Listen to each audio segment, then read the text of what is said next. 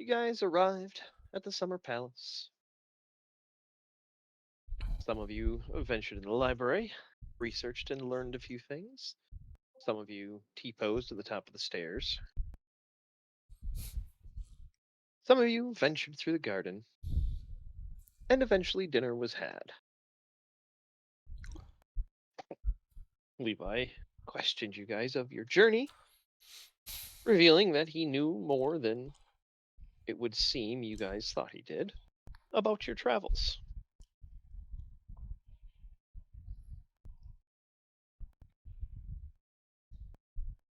And he told you business could wait until morning. You were guests, and to avail yourself as guests. He left you to your own devices. Some of you went exploring. Some of you returned to the library. And eventually you all went to sleep. Morning has come, and you were all invited back to the Lantern Arbor for breakfast. And that is where we left off last session. And in the past 2 weeks in real time, a few things have changed, so I had to make some modifications. Do apologize for the late start. Sorry. Morning changes, the Lantern Arbor. At dinner, the room was lamplit. Lamplight, wine, garden air, and carefully arranged warmth. Now it is pale morning lake light, open doors, hot coffee, citrus bread, egg, fish, and other quiet efficiencies of a house already awake hours before its guests. The garden outside is washed in gold. Beyond the open doors, you see a few staff crossing the terraces in brief, purposeful lines. Somewhere deeper in the house, you hear a pipe knock once, followed by a muffled goblin voice shouting something unintelligible. Well, I know Levi Goblin. Lex, you're not here.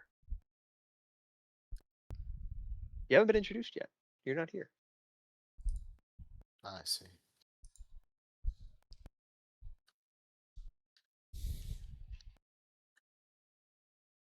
Levi Lexington is already there. Talon is not. Talia is not.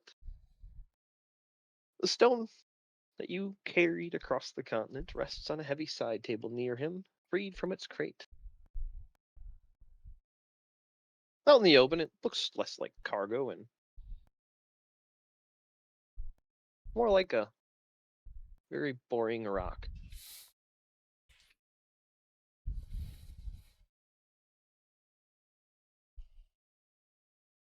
Its surface is dark old and faintly uneven, marked by shallow grooves, broken seams, and odd interruptions that do not resolve into writing, ornament, craftwork, or any familiar symbolic language.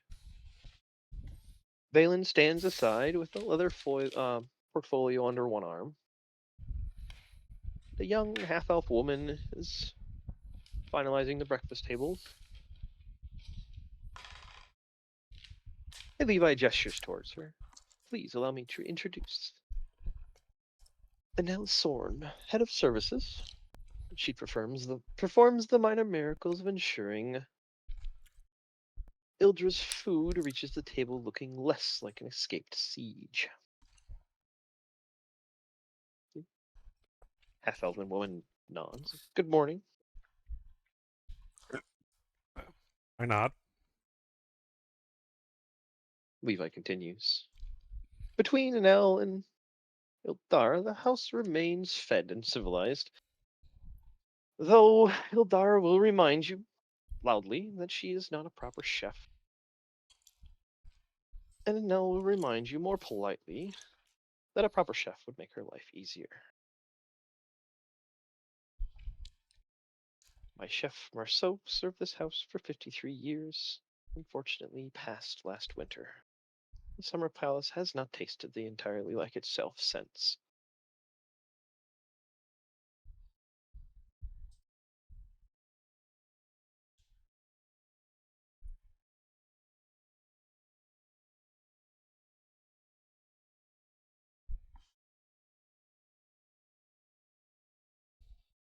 So what's with the rock? That we will get to.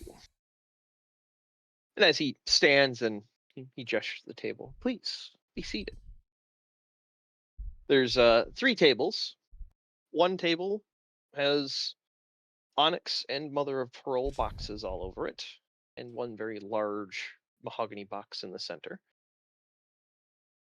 And 2 of the tables are set with center arrangements, sort of like buffet. I don't remember what the technical term is, but like a Mongolian feast style, where everything's in the middle of the table and you just grab what you want. That's And the 2 what's, tables he's gesturing at.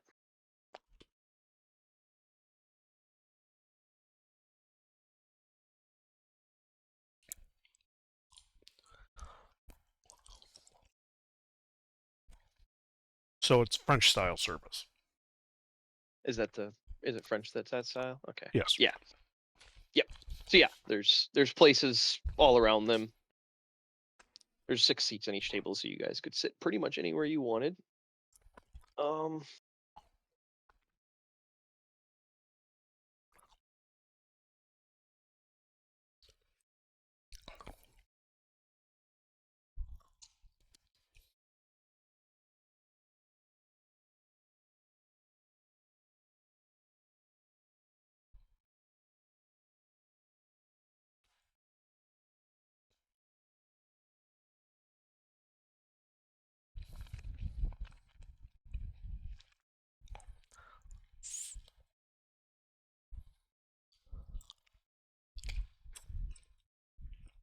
That might be in a different spot.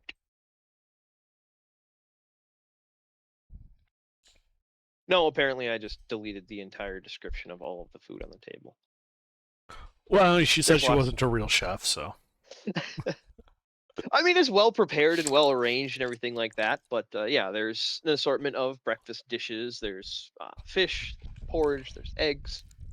There is like breakfast pastries. There's cheese. There's several assortments of bread, and it's not like an overabundance. It's adequate for the number of people that are there with a little surplus.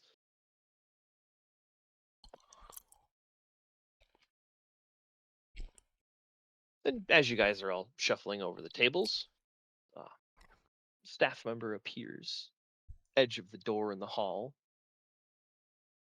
Valen looks over, walks over to them. Oh yeah, I should note, Connie's not here. That was something that was on the very fucking first line. Everybody's present except for Connie. Sorry about that. Did she get herself kidnapped again? What else Probably. is new? That silly Did we little lose lady. the hooker? Did we lose the hooker? I have to have a hooker following me around. Them that come beside. Hookers, I'm sure I can hire a fisherman for sinners. you. Stuff like that. But anyway, staff member approaches the interior doors of the Lantern Arbor. Valen goes over. There's a short exchange, and Valen leaves. And as you guys are eating your food, and Valen comes back with Connie beside him. Well, the face is Connie's, the posture is not. She's standing too straight. When she comes to her stop, her feet end evenly. Her hands are held closed at her sides. Very military posture. The fuck? Valen looks over to Levi. Mr. Lexington, I believe there is a slight complication with one of your guests. Levi turns, looks Connie up and down.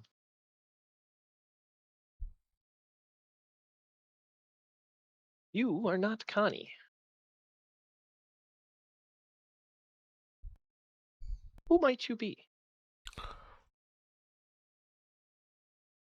And Connie straightens her back and places her left hand over her right shoulder and bows her head. I am High Commander Steve of the Bright Vigil. worn beneath the wheel and in service of Zuko, high priest of Ishtar. Looks around the room. I was acting under the authority of Empress Ahu.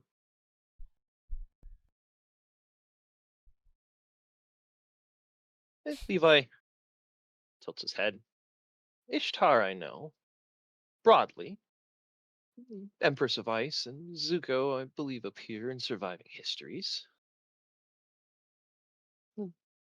Steve replies, they are not histories. They are my sovereign and my superior. Looks down at Connie's hands. What year is this? It is 147 by the Unified Calendar, which was established globally 147 years ago. That is not a calendar I know. No, but it is the one merely being used by everyone who is alive. Tell me, the last thing you remember. This individual takes a breath. I was sent to recover pilgrims. They had vanished in an abandoned temple. When I arrived, the temple was silent. There was no prayers, there was no smoke in the offering braziers. There was dust over everything. I found a stone. It was red and silver, small enough to hold in one's hand. It gave off light and warmth, though there was no flame within. And I touched it. Then there was nothing. Not sleep, not darkness, not time. Nothing. Now I am here. This body is not mine. Balance is wrong, the reach is wrong, the voice is very wrong. But somehow I am here. Levi looks over. Yes, that was Connie. She was alive last night. I believe she remains alive now.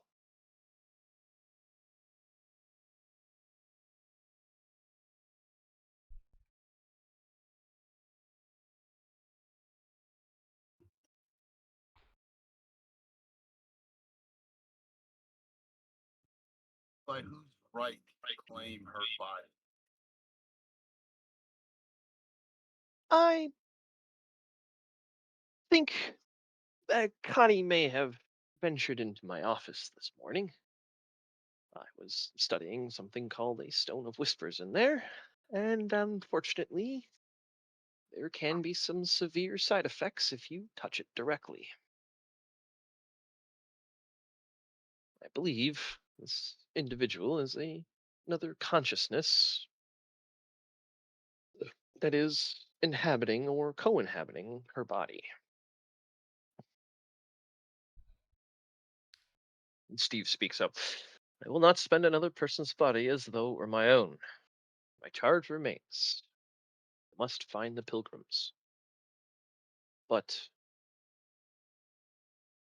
if as much time has passed as you imply, the witness has not ceased to exist merely because the mouths that spoke before it are gone.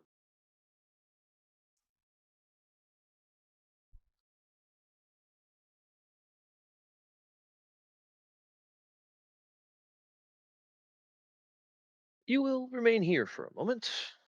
Later, I will take you somewhere better suited to old stones, dead states, and inconvenient witnesses.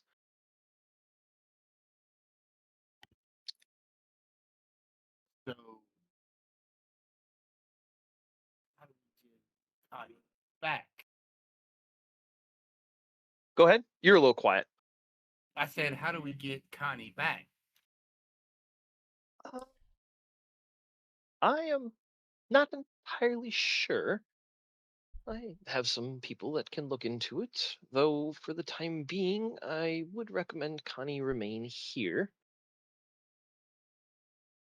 Valen, could you show Steve here some quarters? And Valen sets the portfolio down next to the rock and walks over to Steve. And, right this way, sir. And as they're leaving, Steve turns. Holder of this house. I am not possessing her. I did not choose this. Then can you leave? I do not know.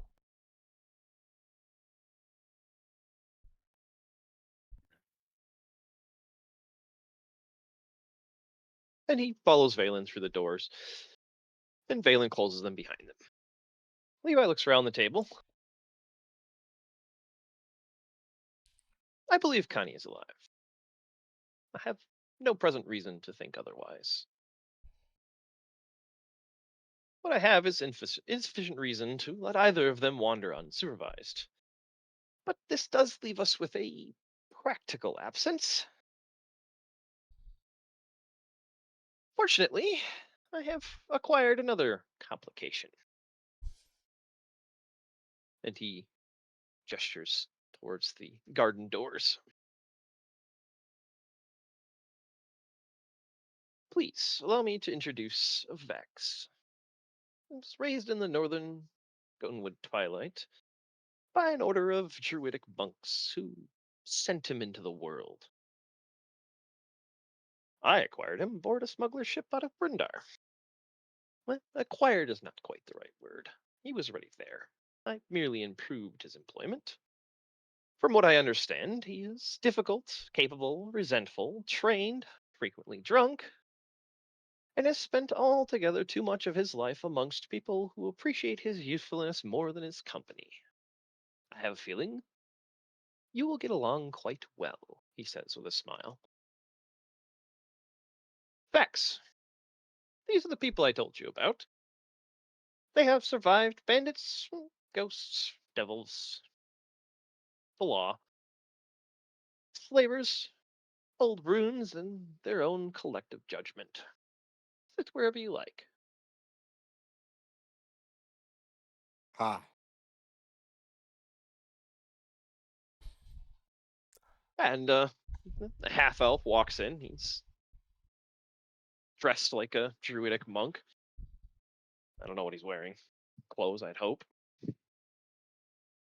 Just dicks out. Well, one thing you do notice, he has a very peculiar blade on his hip. Appears to be made out of wood. Pale, bone-colored wood.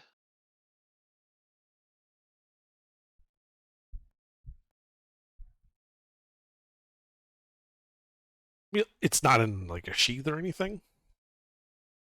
He's just got it in his belt like gangsta style. Well, Vex, does your shirt have a sheath? It does not. He's just got it in his belt gangster style. Free ball.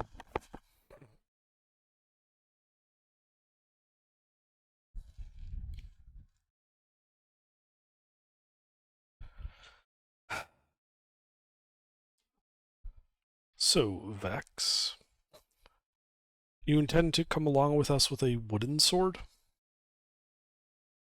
Oh, I got more than that. I would sure hope so. As the Would threats you we like me to link face the fucking are picture for you? It rather didn't. It real. didn't do it. Sorry, go ahead, Andrea. I really did not mean to cut you. I was laughing at the linking of the He's not conversation. as visually. He linked to our really private chat funny. where I said to him, I'm sorry, I'm so sorry. I was laughing so hard at that. I'm terribly sorry. All I had said was, I would sure hope not, because the threats we face are real. Listen, man. You put something in front of me and tell me to kill it, it's dead.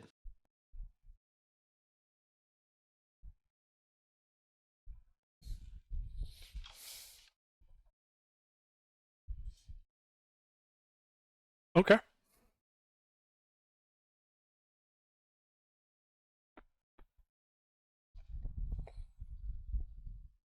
And he just kind of like goes back to himself Sits at the table, kicks his feet up.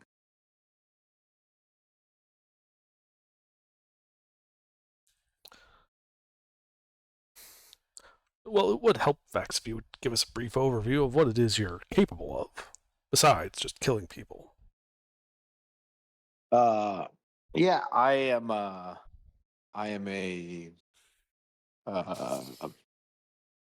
elements monk mixed with a Circle of the Moon druid. Is like my actual character. He's the moon of the 4 elements. Oh my Yes. God. 4 elements monk is not really. If you're going with monk, it's not the best choice. Ah, it's fine. That's fine, I guess. It got a huge buff. That's why I went with it. It's not like we're playing min-maxed out the ass characters anyway. That's Yeah. true, that's true. It's Anyway, Samuel looks at him and goes, "Are you willing to serve your god?" yeah. About that. I don't really do the whole servant thing. You just swore yourself to my service, so I'm not exactly sure what you mean. He's not the brightest bulb in the room. He He did. is He actually did not- sit here and say, "Point at something and tell me to kill it, and I will." Right? That is what I heard him say. Yes. Yes. I enjoy killing. I do not bow to anyone. Well, we're not talking about bowing. We're talking about, service and killing Yes, people. following order. Yeah.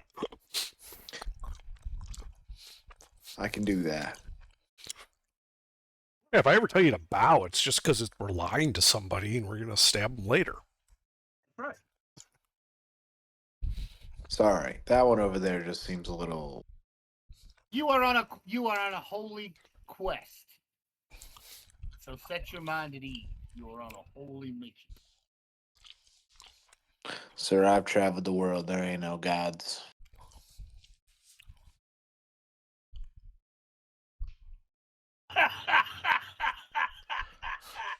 I like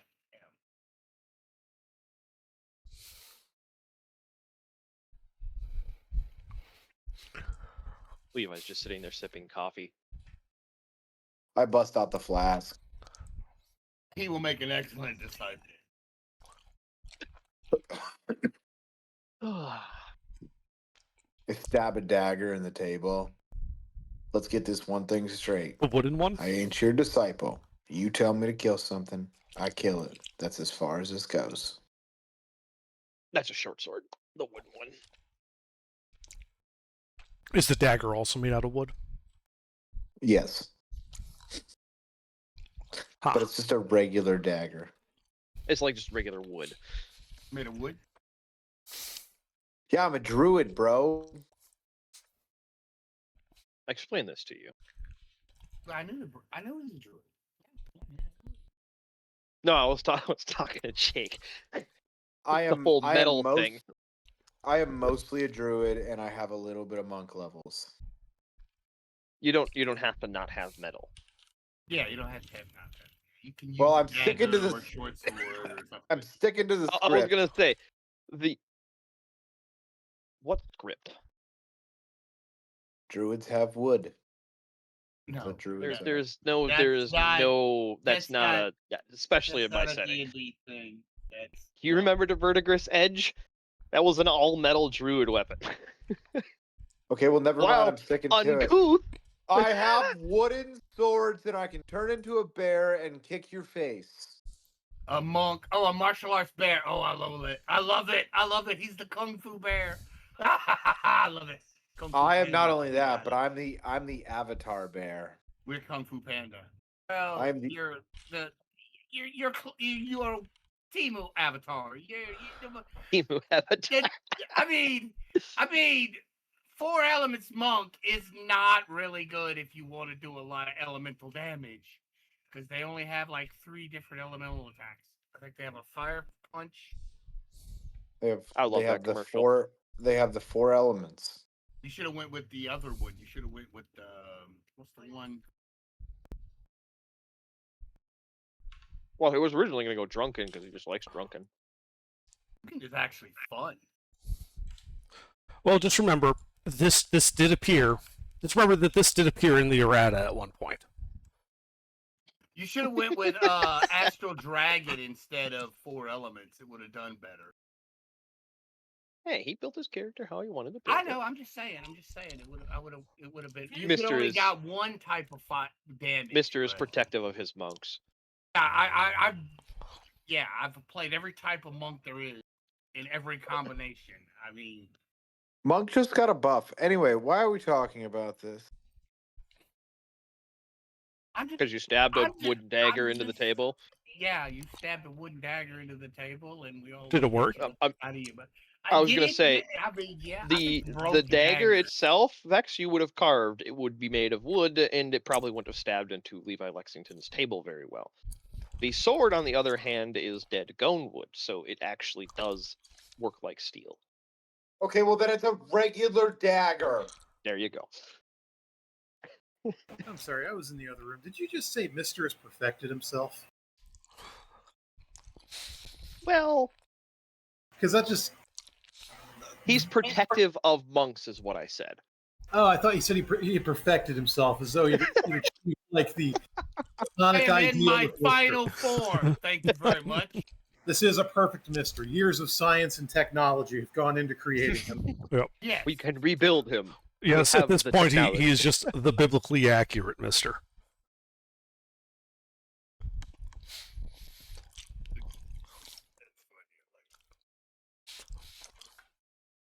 So anyway, I joined your party. I kill things. I kick faces. Great. Any other special abilities you got? Dark vision. Pretty much everything. My wisdom is really good. My dexterity is really good. My passive perception is really good. Hey, Your look at that! Somebody in the intelligence party is has a really good probably- passive perception. You're really dumb, though, right? Mister, you were really quiet there. What was that? I said he's really dumb, though, right? Averaging. Above average, actually. There you go. If you have any questions.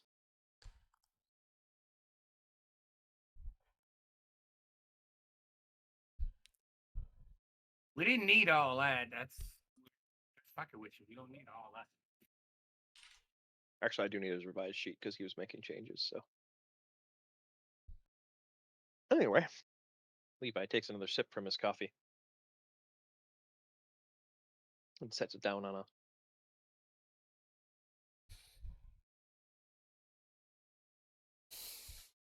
little plate.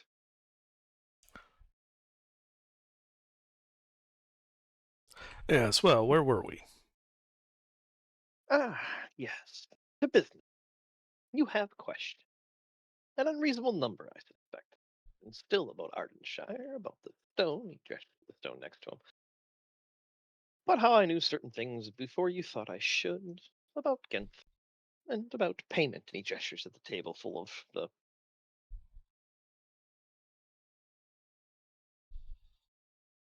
ebony and mother of pearl boxes.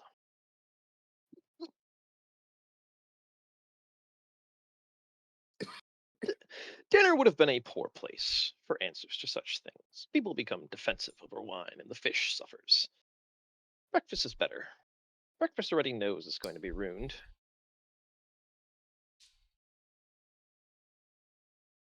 And he sits back and puts a leg up on his knee. Before we met, I sent letters to useful strangers. What arrived here is not quite that. You are loud, distractible, expensive to aim.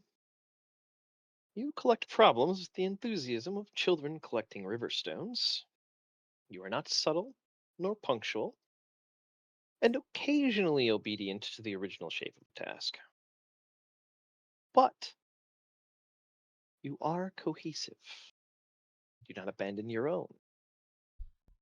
You notice suffering even when it's inconvenient. You make decisions under pressure without waiting for the world to become fair first. You argue, you wander, improvise, accumulate witnesses, terrify municipal structures, and yet you still somehow arrived with the thing I requested. That makes you more useful than professionals. Professionals often mistake discipline for purpose. As for the stone you carried, sets a hand on it, taps 2 fingers. I have pursued this piece, and others like it, for many years. It is part of something larger, that much I know. What it is a part of, I know less certainly than I would prefer. It is old. Older than most surviving records can be trusted.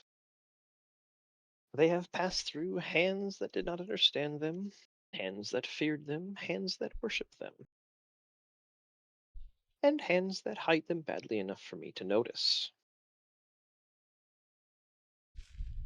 As for the bandits in Ardenshire, you were initially being arranged for a different task. Then the bandits became more pressing. They were not local opportunists. They were hired.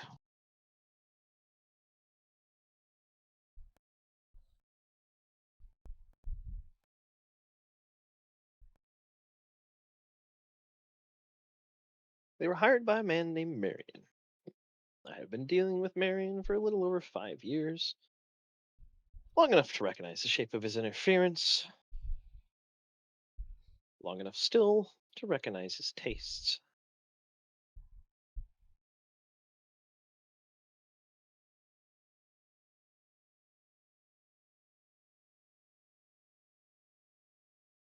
He is an ambitious young man with money, reach, patience, and a talent for making other people bleed while he remains well dressed.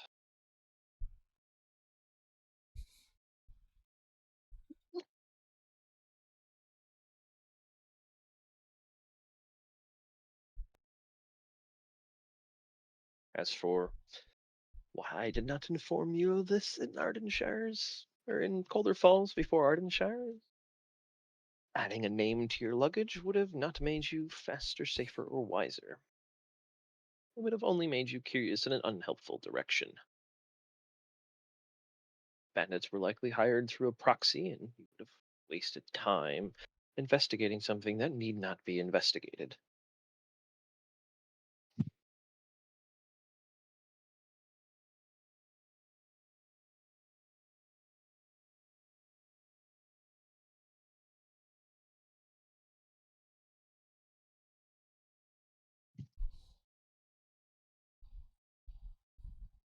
He pauses.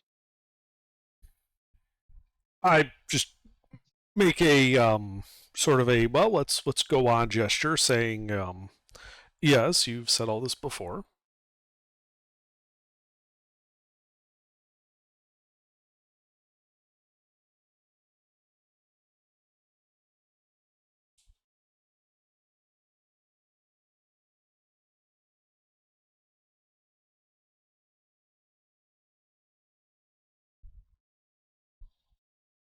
Well, that brings us to payment.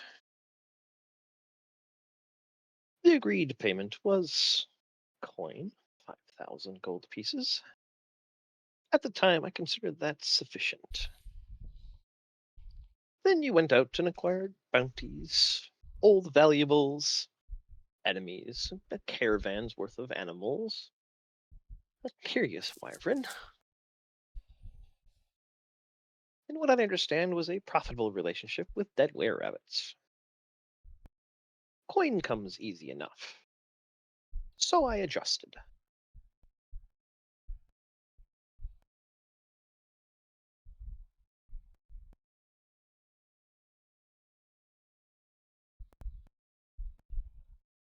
I sit up a little straighter.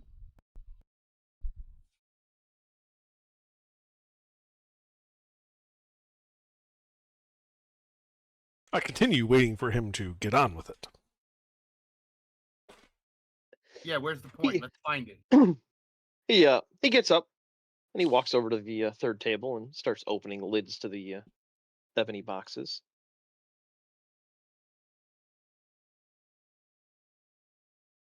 I move over to that same table as well to take a peek.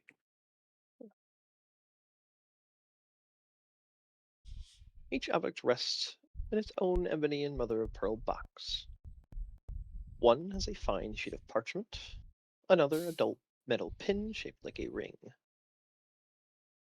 a black iron nail wrapped in old cord, a tarnished silver clasp shaped from many tiny reaching hands, a smoky dark glass ring,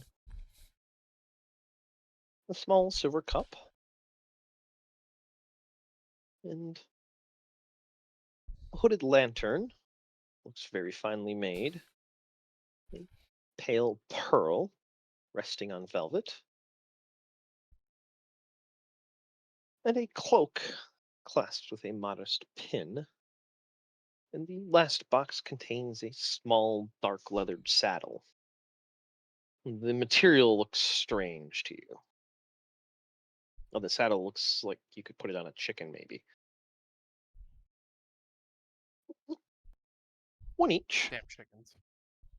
There are no names attached. I have suspicions about what will appeal to whom, but assigning gifts is perilously close to assigning collars. I made sure there was enough for any strays you may have collected along the road. And he gestured at Vex. I collected one myself. One box does remain closed, and he says, "This one remains for Connie. Her work was hers. And as for your payment," he opens the mahogany box in the center. And inside, you guys can see an arrangement of looks like diamonds. 5,000 gold pieces, assortment of size of diamonds. Take whatever you find appealing.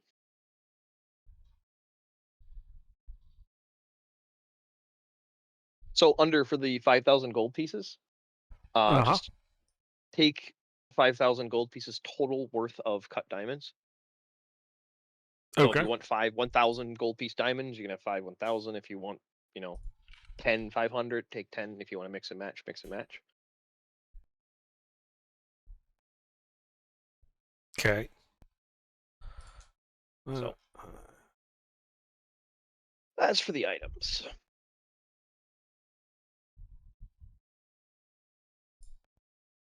You would that be too much of an inconvenience to ask you to type that out?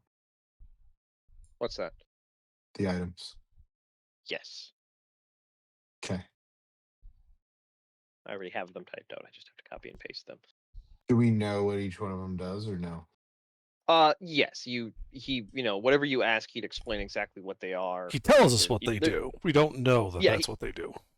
Yeah, he tells you what to do, and then Alar can confirm with Identify if you don't trust him. Like he's not being nefarious or anything like that. Like he's like, yeah, this is what they fucking do. Calm down, guys. No, I I was check each saying one. that because I imagine we could pick which one we want. Yes, this is you guys are allowed to take one of each of these, but you'll have to fight amongst yourself for who gets what. There are not duplicates or anything, so. Well, my charisma is terrible, so the cloak is not me.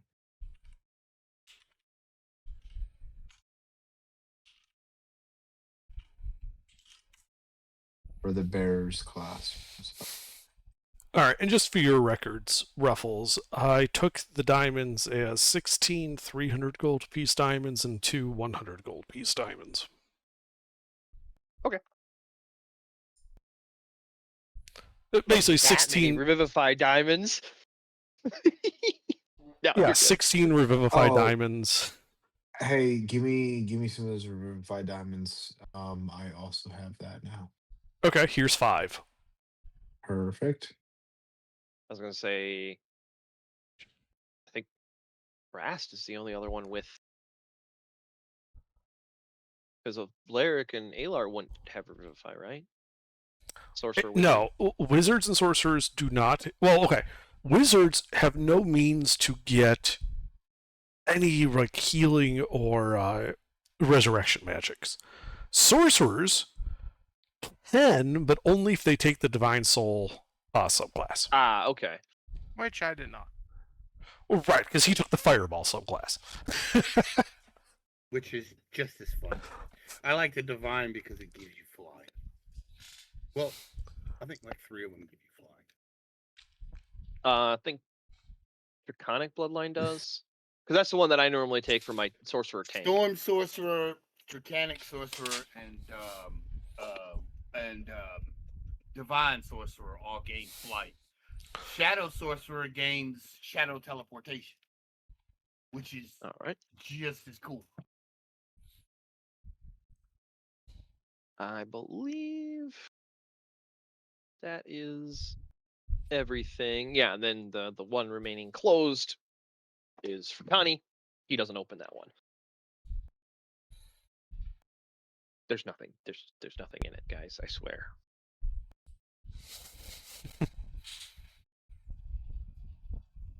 So, discuss amongst yourselves which, you know, he goes back and sits down and starts drinking his coffee, eating a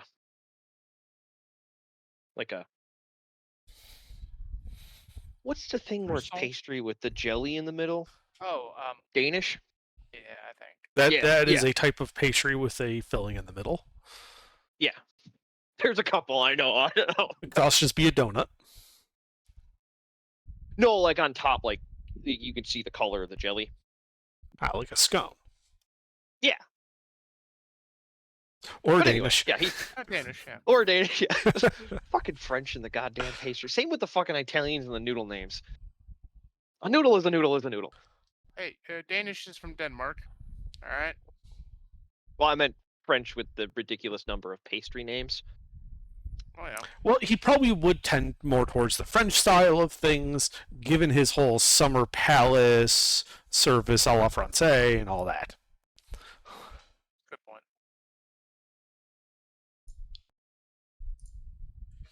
But yeah, that's the pile of magic items. He basically told you guys, pick one each. Well, Singular Flame, kind of my jam. to Yeah, believe, but- I was looking at that one too. But you know, I can also take the nail. Now, mind you, these weren't designed with Vex in mind. They were designed for the previous party. So that's why it's like there's no real druidic something here, it's because Levi wasn't acquiring one for you. But he is letting you Yeah. take one as future payment, basically, is how he explains it if you ask. I can take the nail. Some people might still be reading. There are a few items there, and some of them are lengthy. I just can't do anything with charisma. There's 2 things on there with charisma.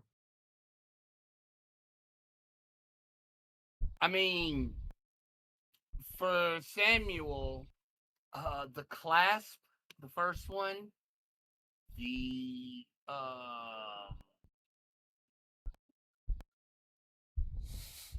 and Oh, that's actually- that's about the only one that'll, because the cloak gives me stealth checks. I'm in heavy armor; those don't apply to me.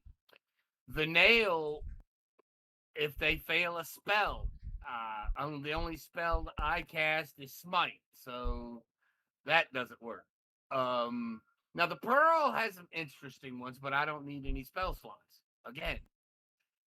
And so the only one I could use is the first one, the clasp. That's about the only one that I could Well, use. couldn't you use the Pearl of Smite. Power to get a spell slot back for smiting?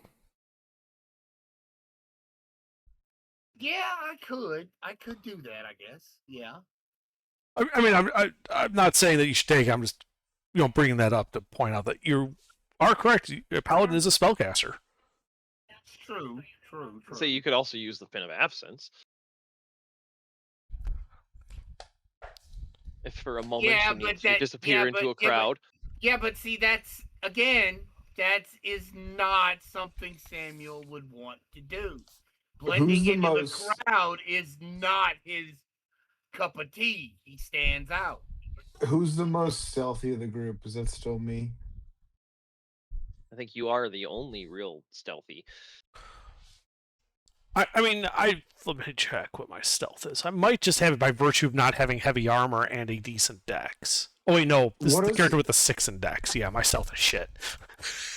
Yeah, I have a good stealth, so I can take the cloak too, the Everkind cloak. Do you guys remember what Nathan's new character is? He's a cleric. I mean, the saddle is a good one too, but The saddle's good for Nibbles, though. yeah, Does Nibbles just get the saddle? who's gonna ride Nibbles? I mean, I am a druid. I could ride Nibbles. I am a god. Nibbles would be the only appropriate mount for me. Is the Nibbles even big enough for any of us to ride? I don't think so. I don't. He's they're technically not- medium. He is lanky, medium sized. He is on the upper end of medium, but it's mainly the only reason he's not large is because of his like combat profile. I actually don't even think the saddle's that useful. Can Nibbles fly? You have not seen him fly. You've never really even seen his wings unfurled. His wings have Somebody always been should swept back. definitely take the parchment.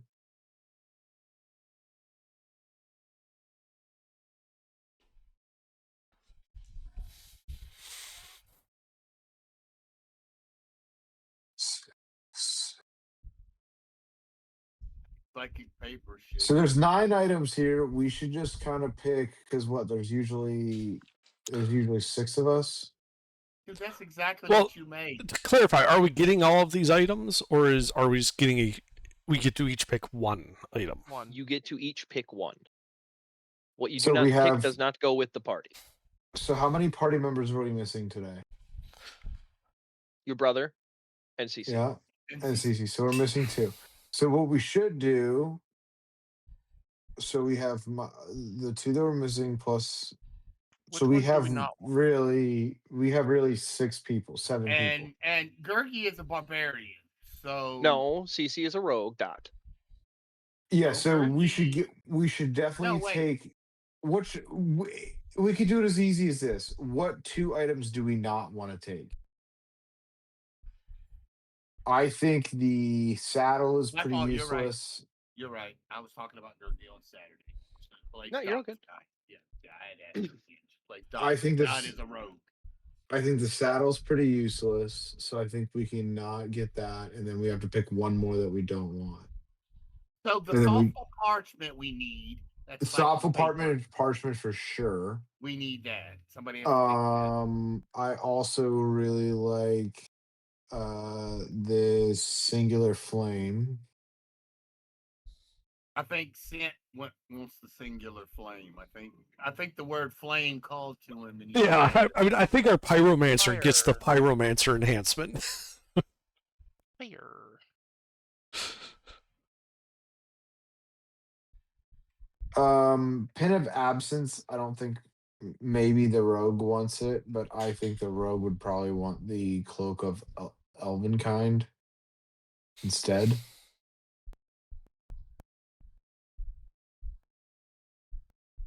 I feel like we only need one stealthy item. Yeah, that she would like to have the cloak. The That's So we'll other about take- the best item for Yeah, I agree. So we take everything except for the saddle and the pin of absence. Wait, do we want the cup? Well, we have 7 people in the group, right? 6. We have 6. Yes. So you there's have 4 4 of present us. and 2 missing. Okay. Oh yeah, because one of us. I'm is not playing. counting. I'm not counting Mister. I'm not counting Gilbert. Got it. They are both they're my one-off episode characters. If they show up, I have stuff designed around their characters specifically that I can inject in the Okay, middle got of it. shit going on. Got it. Okay, so what other one do we not need? I'm not crazy about the cup either.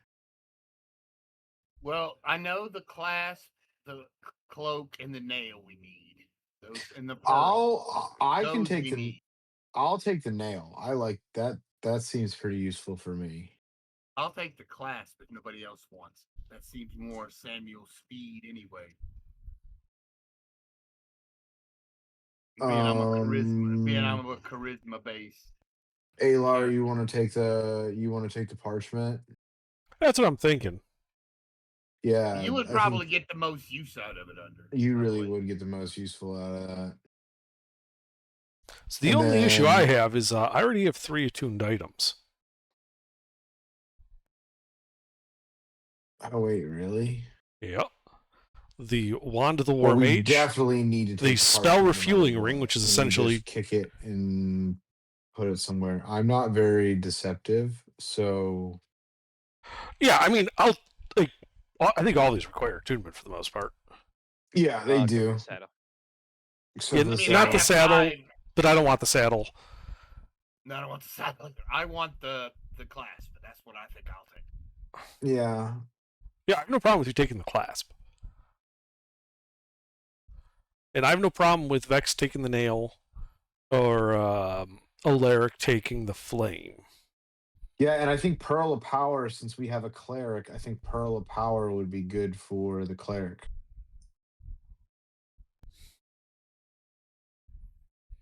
Possibly. I don't know what magic items they have. What do I'll you say mean? if you guys figure out what you're going to pick, I can also present them the list. Right, they of get the what's list left. of what's left. They're not present, so they don't get first pick. That's fine. But if the 4 of you can figure out what 4 items you want, I can make a list for them, DM them, and say, hey, this is what's left on the table. What do you take?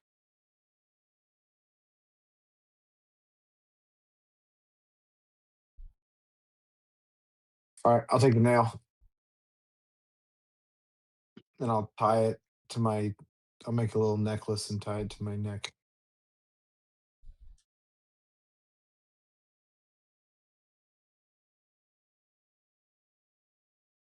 Yeah, And I'm, I'll I'm taking the start parchment. attuning to it.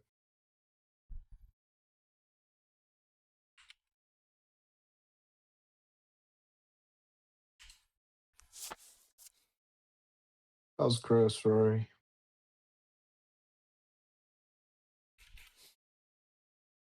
Oh, it was UG. Sorry. That was gross.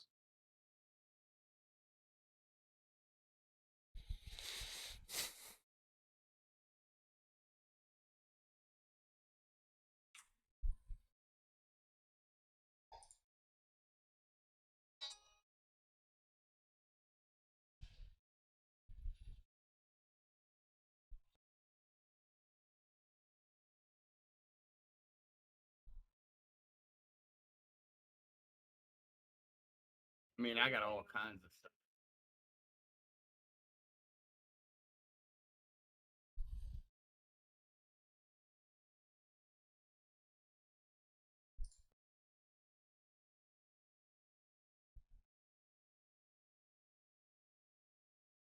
Like, I got 6 magical items.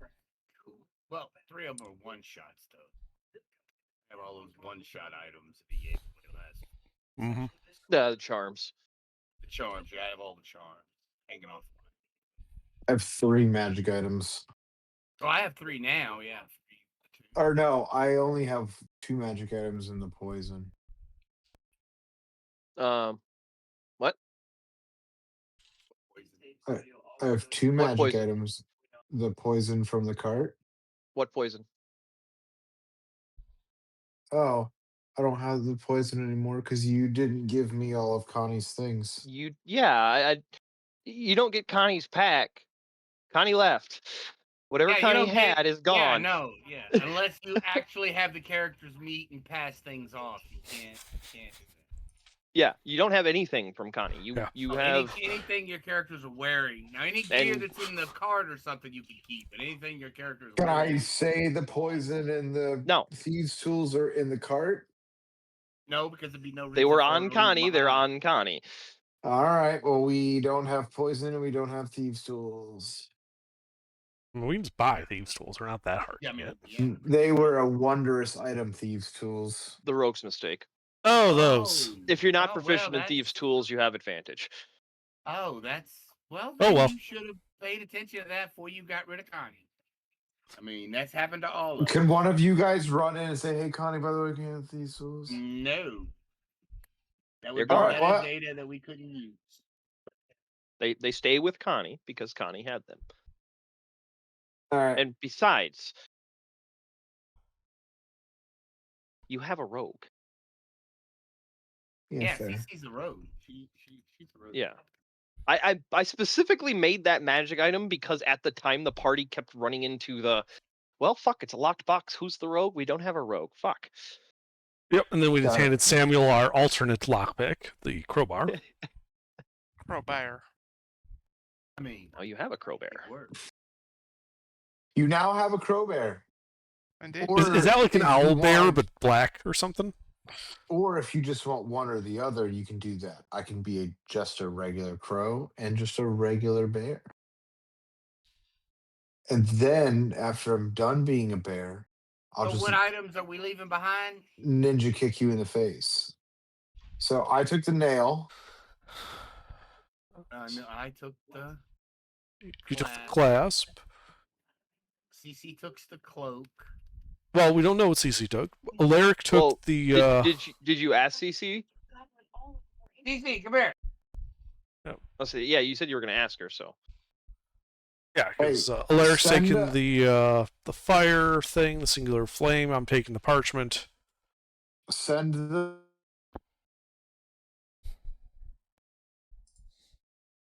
you cut out.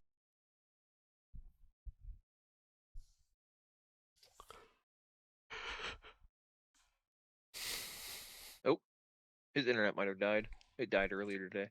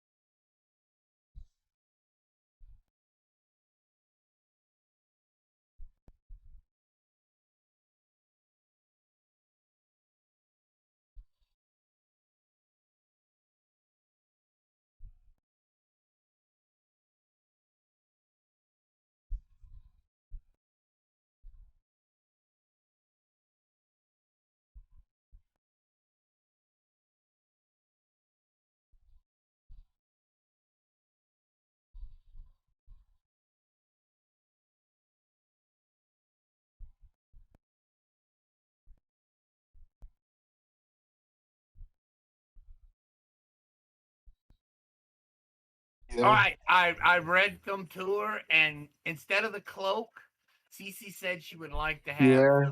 the pen instead. The pen of absence.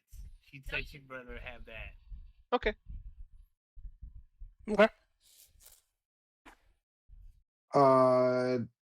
Do we want Nathan said he doesn't care. Do we want the cloak more or do we want the pearl of power more? He's a cleric, right? Give him the pearl.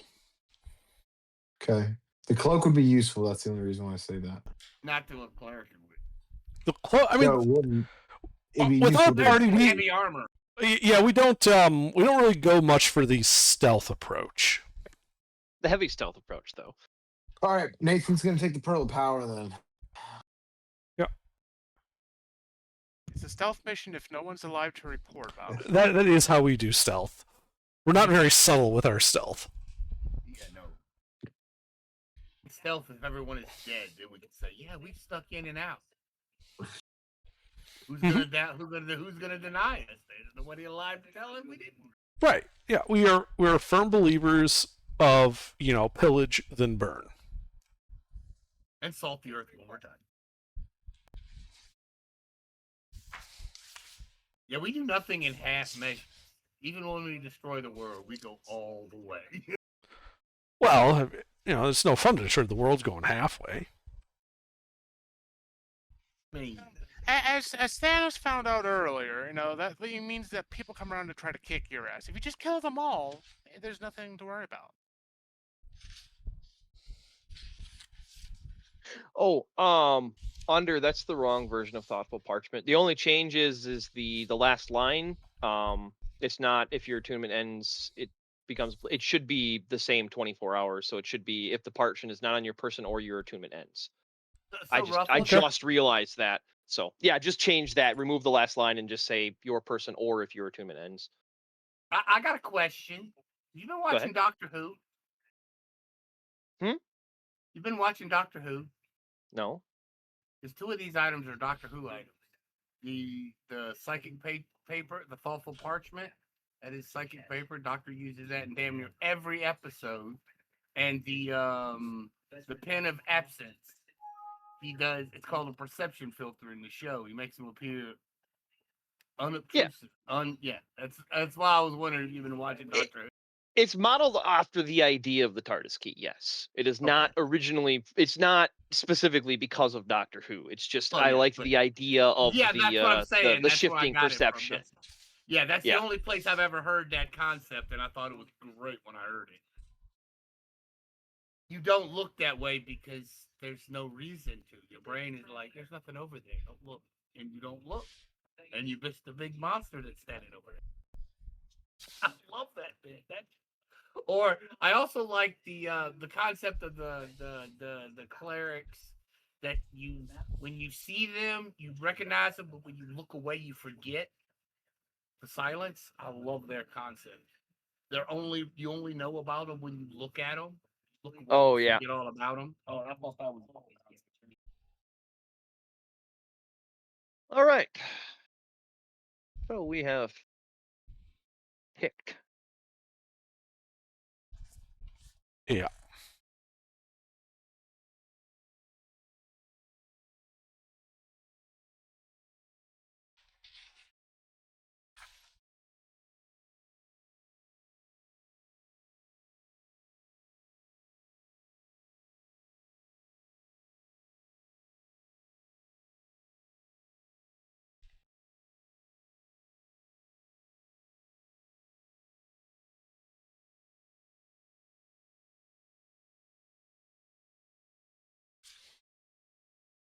Your choices do reveal a few things about you.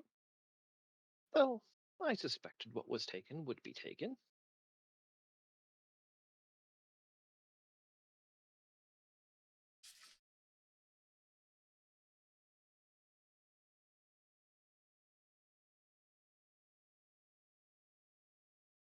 It finally finished generating. Here's your crowbar.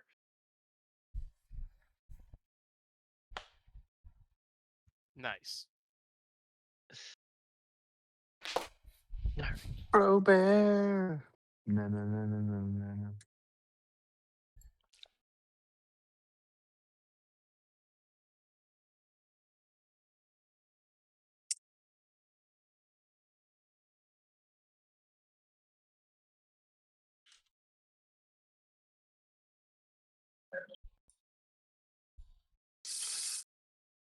That concludes the debt for the work completed. Future disasters will be negotiated separately as civilization demands.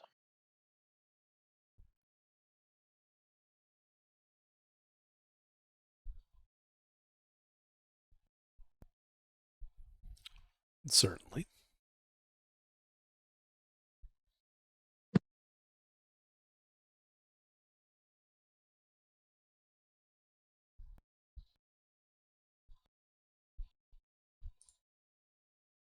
All right. Do you guys actually have any in-player or in-character questions you want to pester Levi with? I would just ask him what the rock does. I haven't the slightest clue.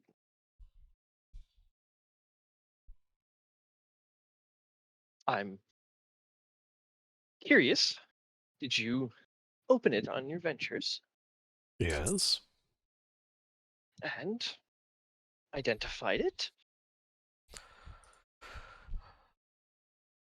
It returned no useful information. Yes. Coffee table atlas. Something that's magical, but not magical. Curious little oddity, isn't it? That's certainly one way to put it. Curious, possibly dangerous. Many things are dangerous.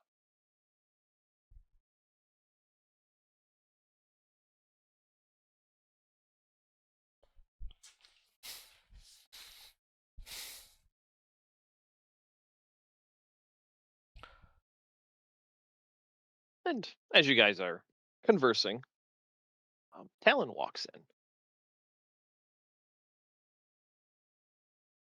And he leans down on Levi's shoulder and whispers something in his ear.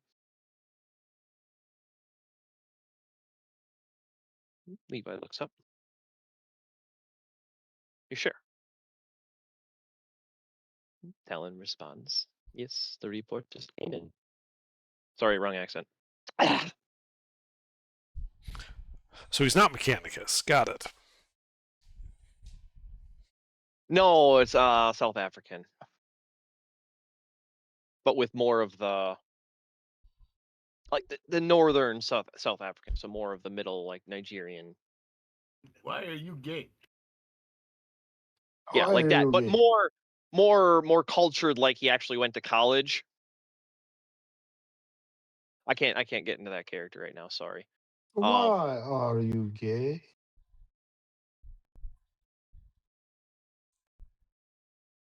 The You report just just need to came say in. he holds his cup with his pinky up. That'll do it. The report just came back from Davernus.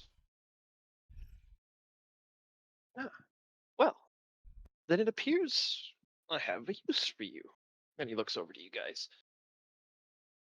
You've already ventured into the slaves of the world, freed a few, took out some minor mechanism of meager report.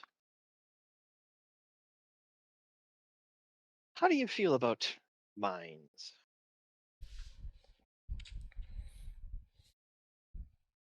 Particularly ones who employment is not optional. Did you say mines? Like landmines? Mine's Like is holes in the digging. earth. Digging.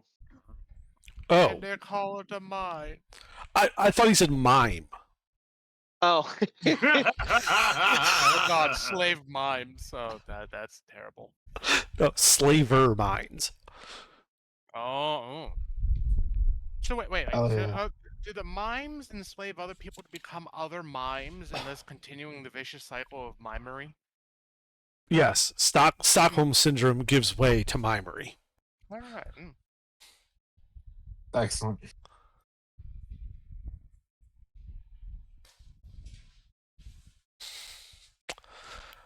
The world is healing. Well,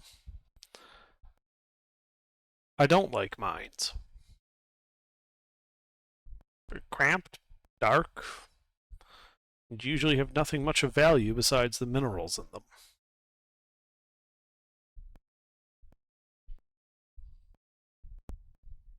I mean, to be fair, our archaeological digs are kind of like mines. Yes, but archaeological digs are different and are not generally called mines. Yes.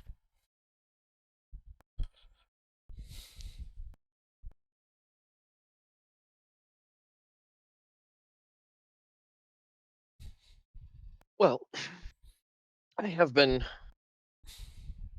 tracking some individuals far east of here. Are you familiar with Davernus? Are we? Is that a place or a name? It's a city. It is the Emerald of the Desert. You would probably be as familiar as Alaric. Samuel and Vex would be familiar from travel. It is a city in a. It's a city in the gap of the. I don't have the map open. Of the west or eastern mountain range. So southeast of Ghent.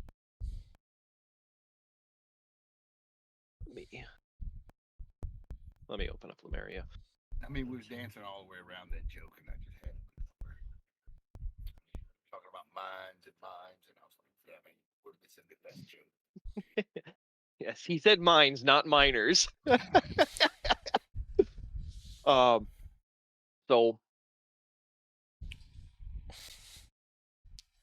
the mountain range is not to scale. I'll zoom in a little bit more for you. That little dot in the mountains there. So you'd be familiar with it as the Emerald of the Desert. It is primarily like a touristy place. It's famous for its baths. It was a old city from several hundred years ago when war was still prevalent. So it has really nice actual like war walls, not just decorative exterior walls. So it's an old, well-known city, and anyway, he goes on.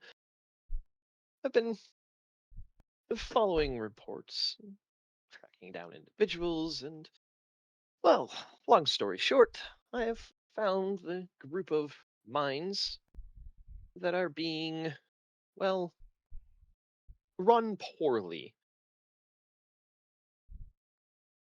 Slaves and the like.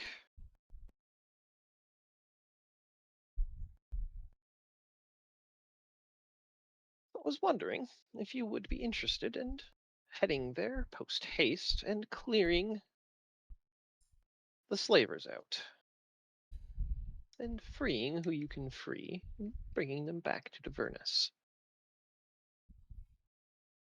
From what I understand, it is several weeks into the desert where these mines are. But travel will be arranged. I'll send you on the Benevolent Prince. I'll get you there the fastest.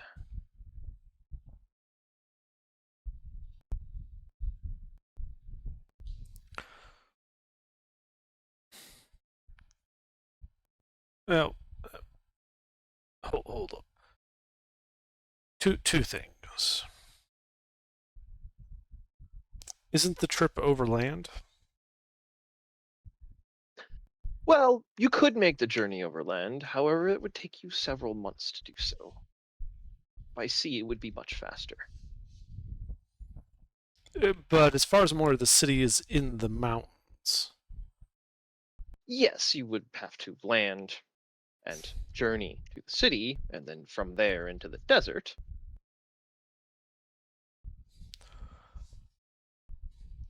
Perhaps I'm mistaking something. Ruffles, where are we on this map currently?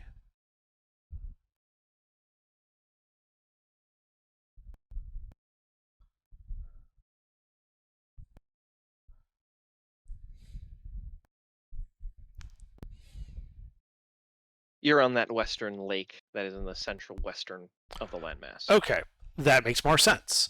I thought we Sorry were at about that. that lake, and so I was very confused. Oh yeah, you got the lakes mixed up. Yeah, nope, that's okay. Yeah, that's my bad for not. But yeah, you guys are currently in Redland, so you're on the far west of Kshatriya, and this is what he's describing on the east side of Kshatriya. I see. And the other element is what's in it for us.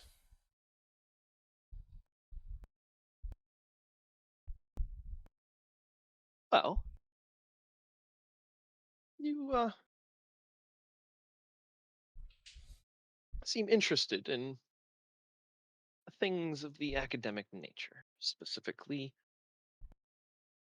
ways of delaying death. Am I not wrong? No, you're not wrong. Well, I could have some of my researchers find some text for you as payment. What you do with the text is of your own choice, but I do promise they will be beneficial to your, he tilts his head, journey.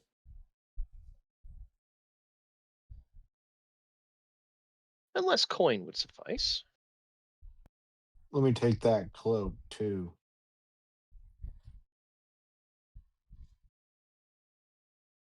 You, Vex, have already been paid in advance for joining these people. Sounds like we're about to get into an extra dicey prediction.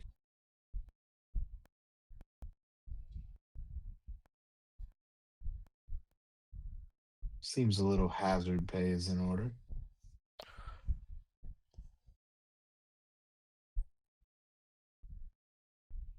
You've already been paid up front with a different magic item. I'm not sure what you're trying to negotiate. Never mind. Fine.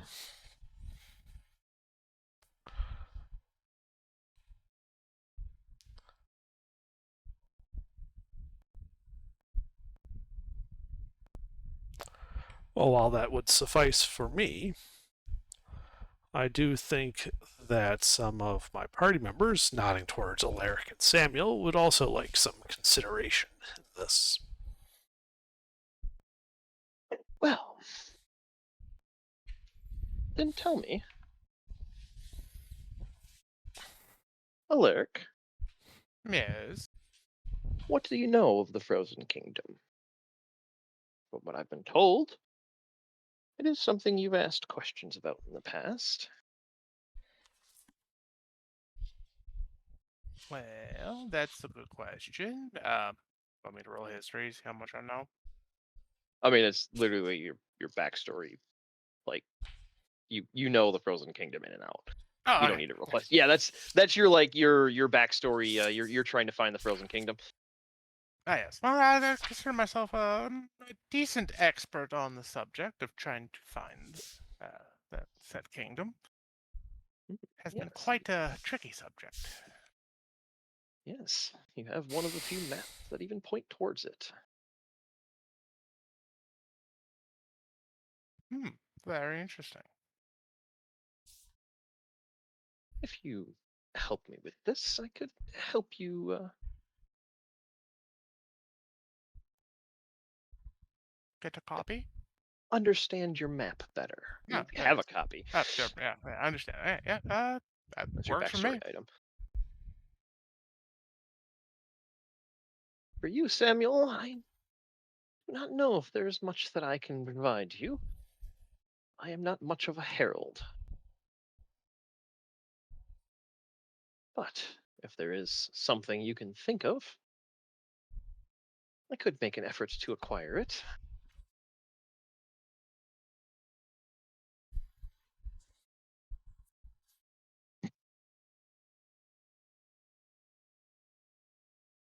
Mister? Huh? That was at you. I missed that. What happened? He said as for you, because he got Alar backstory stuff, Alaric backstory stuff, and then he looked over at you and he's like, as for you, oh, I am not much of a herald. Though if there is anything you can think of that you might want as a fair payment for doing this favor for me, let me know and I will see if I can acquire something.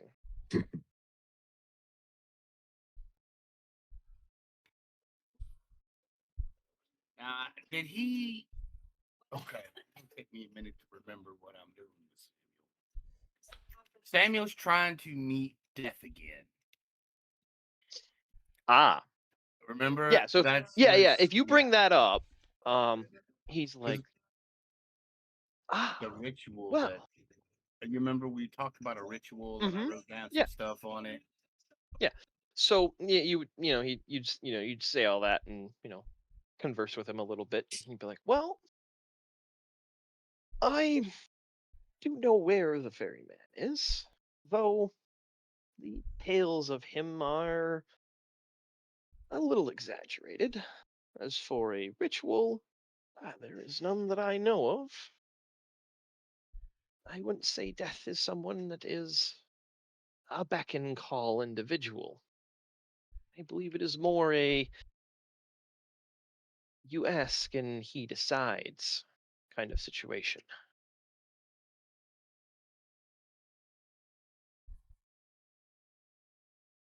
Right.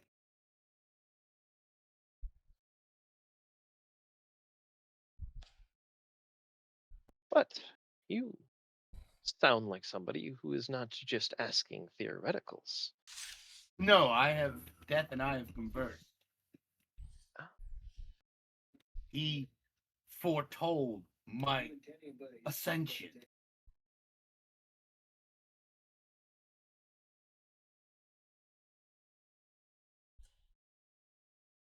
Indeed. Well, whilst you journey, I will see what I can cobble together your ventures. As for the other matter, he looks at you, Alar. Do you happen to have a copy of that druidic ritual for those Heartwood cores? Yes.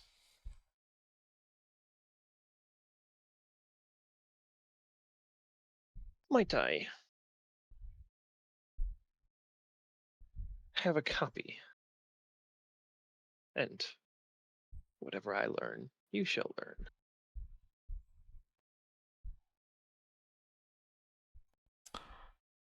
That would depend on what your intentions are with what you learn with it.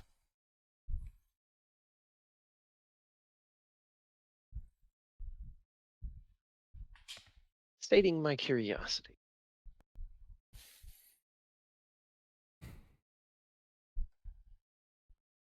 Sure.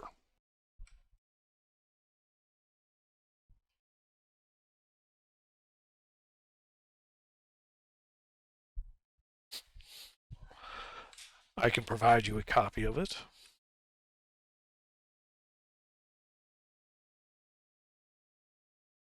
Excellent.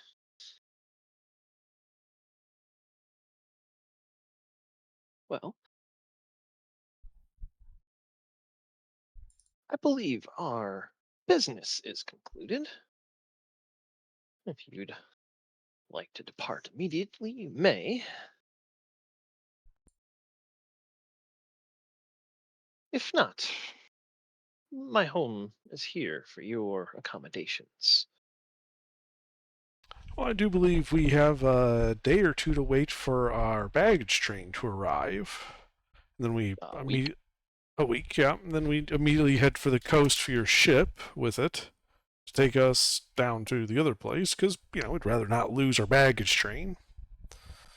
Oh, well, you would just board the Benevolent Prince here and depart down the river. Yes, but we should wait for the baggage train to arrive so we can get on the ship with it. Ah. Well, that would be slightly problematic, as the Benevolent Prince is not designed to take on that kind of cargo. Your gear and such that you have in your wagon, you're more than welcome to take with you. However, I'll have travel arrangements for you when you arrive. Fret not. Your carriage will be safe here.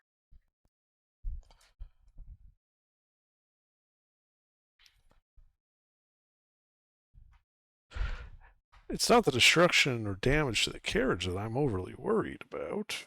Rather, that baggage train has served us rather well for protecting ourselves. What exactly type of transportation are you arranging?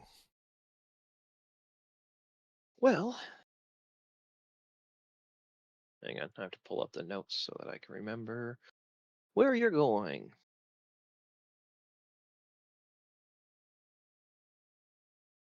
Well, you would make port in Silverne, the Blue Gate, and then you would travel north for several hundred miles through the jungle. And even if you brought your carriage along with it, it's not suited for that environment. I will, like I said, have transportation arranged for you there. Carriage, Enough for all of you to sit comfortably. And a wagon for any extra gear you acquire. Is there anything special about your carriage that you would need accommodated? A writing desk would be nice. Ah, well, that can be arranged. Just tell Roderick all of your necessities on the ship as you journey, and when you make port, arrangements will be changed.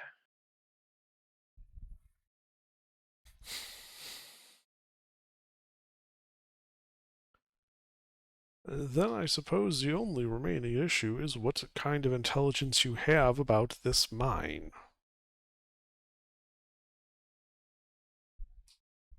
Aha. And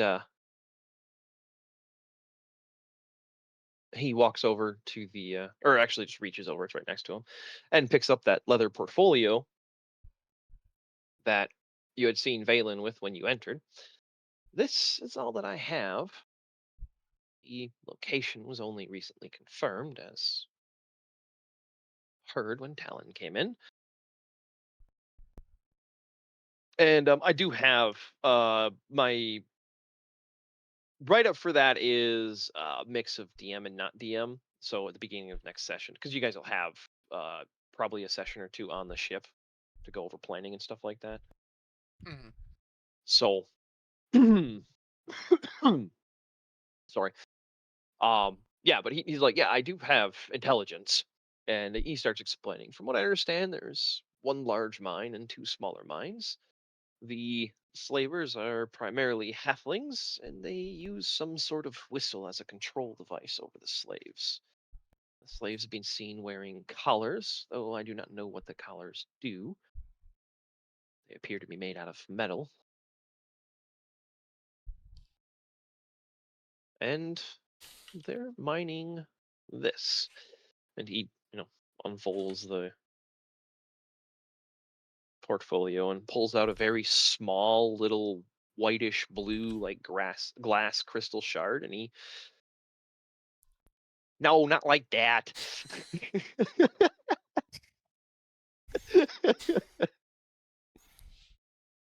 Oh. And he hands it over to you, Alar. And you feel like static electricity, like your hairs are standing on end, and more of a magical nature to that though. If you take it, like he's holding it and he hands it to you. Yeah, I take it. Yeah, What am I looking yeah. at So here? you get this magical static electricity when you touch it. Mm-hmm. Well, locally they call them sun shards. I know of them as, yeah, like that. Oh, I know of them as soul gems.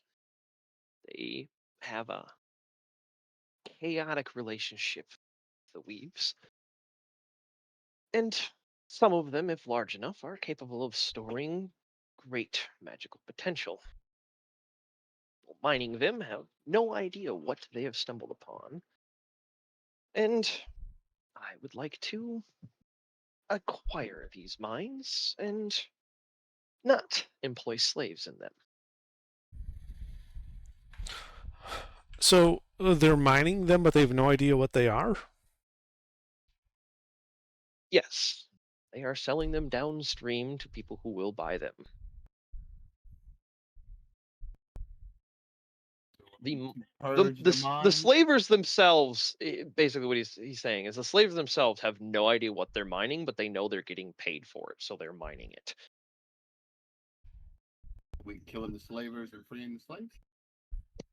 Well, I'm just That- sort of wondering, if you have all these resources, why didn't you just buy the mine out and free the slaves that way? Well, that tends to raise more questions, and So we're just changing leadership. Everything else stays well, the same. no, not at all. I wouldn't ever imagine employing another soul without their permission. Times, and what are you doing with my daughter? Right.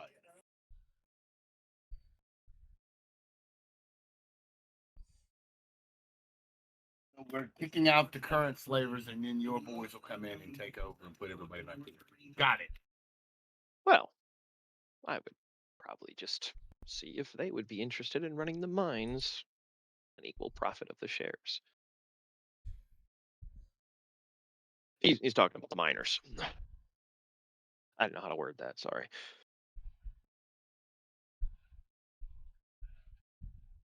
They're already familiar with it. Some of them may not have a home to return to. And I find working at your own pace versus being forced to work significantly improves morale in places like that. Yes, but it severely decreases productivity. I have no intention of selling these gems. What I get, I will get. And to make it fair to you, I'll make sure you guys benefit from it as well. If anything of use comes out of the mine, I will make sure to send along wherever you might be in the world.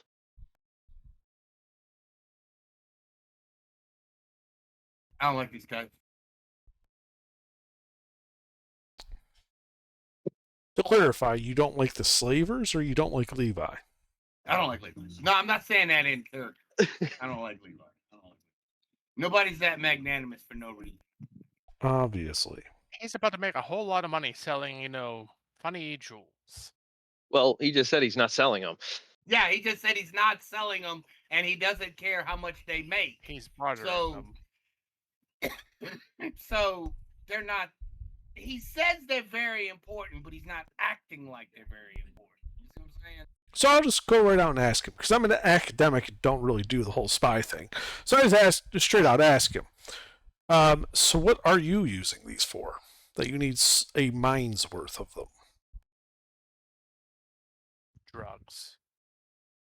Or rather, who are you keeping from using them? Because you don't seem to want to mine it yourself. You just want to own. Now, Fine. that is the right question. There are people in this world who would greatly benefit from these items. I'm simply removing their existence. And as for my own use, they're functionally useful for a lot of things. Research into magic items and magical understanding, they're incredibly beneficial. As for profit, I have much more profitable mines on many other places. Do not need the money from this mine. I simply need the gems. And likewise, you will find them useful. And he turns to Valen. Valen, could you fetch the gem from my office, please?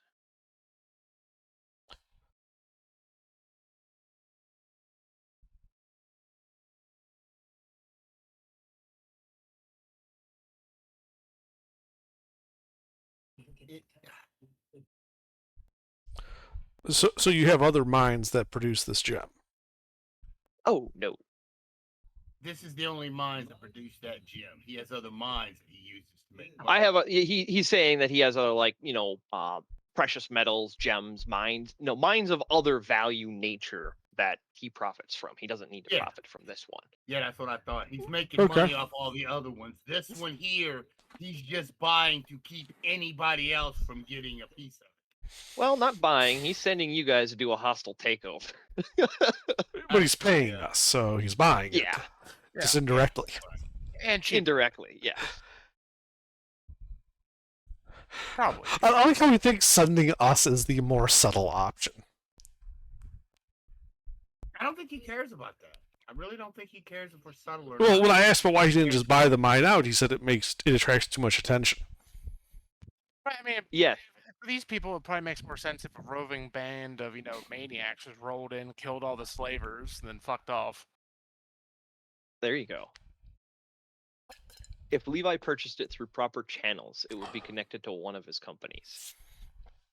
Yeah, that's what I Right, but then the roving band of murder hobos shows up in the mountain and explodes. What happens then? He buys the property for a discount price because there's nothing there anymore. We done tore it No, all no, up. he reclaims the property for There you go. free. He reclaims it without anybody knowing he did it. Just worth it.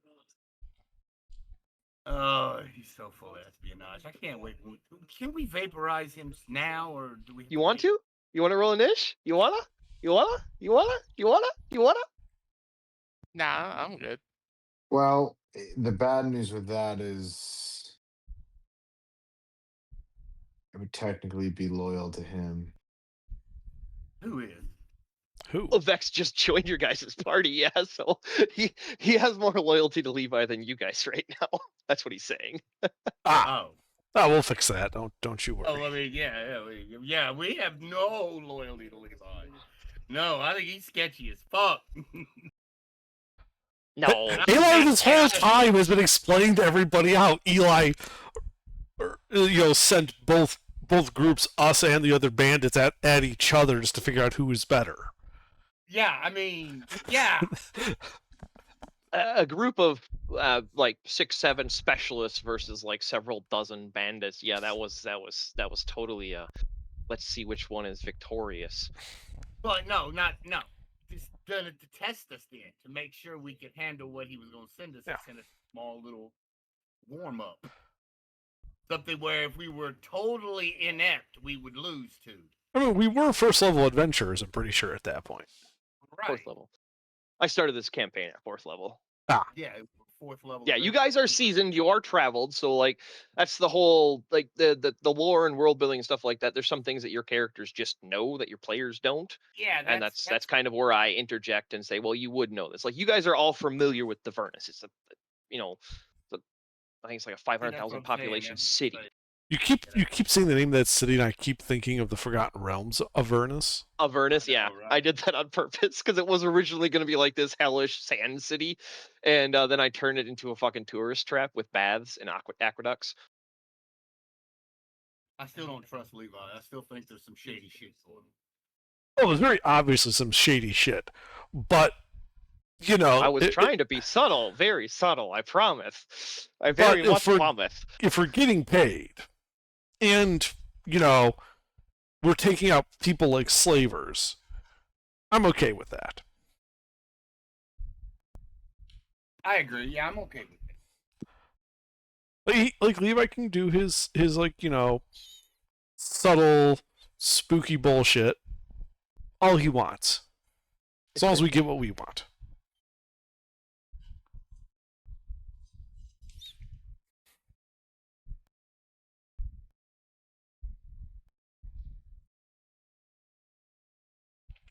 Now he starts like pulling babies out to do magic rituals of sacrifice, then we might have some problems.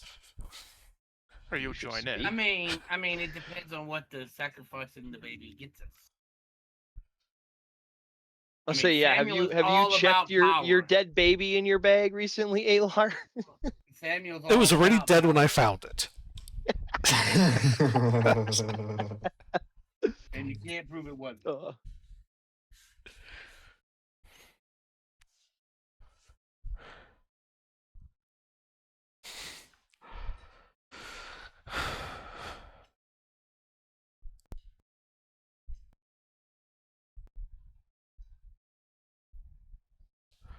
So what did they dig this mine for originally?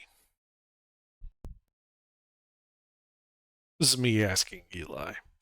Yeah. I'm actually trying to think what it originally was. I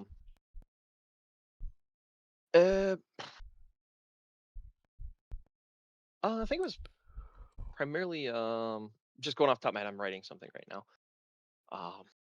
Like sulfur for alchemical supplies, and then they struck the soul shards, and that So turned they out have to be much both? more profitable. There Originally, was yeah, like there was a sulfur mine, but they basically abandoned the sulfur mining. They focused entirely on the soul shard veins because it's incredibly difficult to mine.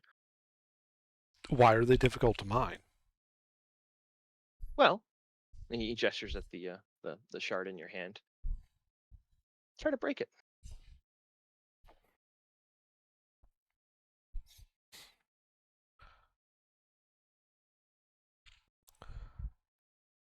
All right.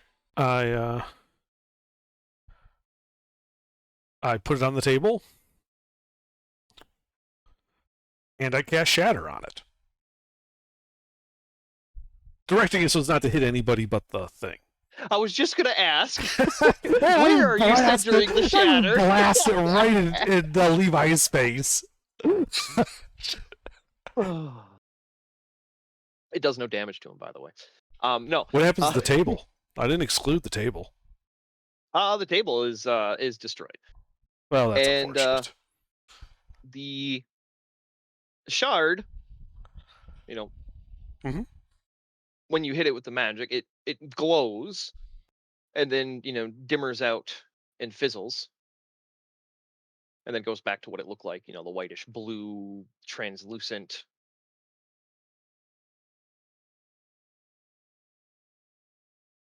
Well, I was figuring you would try to poke at it with a knife.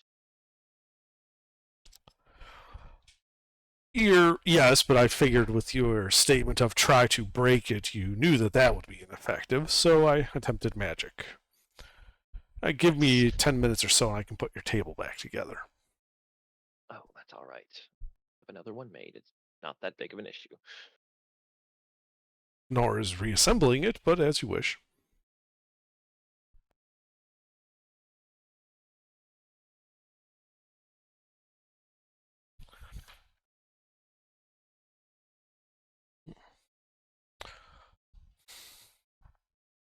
So, I then pull out one of the cut diamonds from my bag and try to scratch the gem with it. The diamond splinters.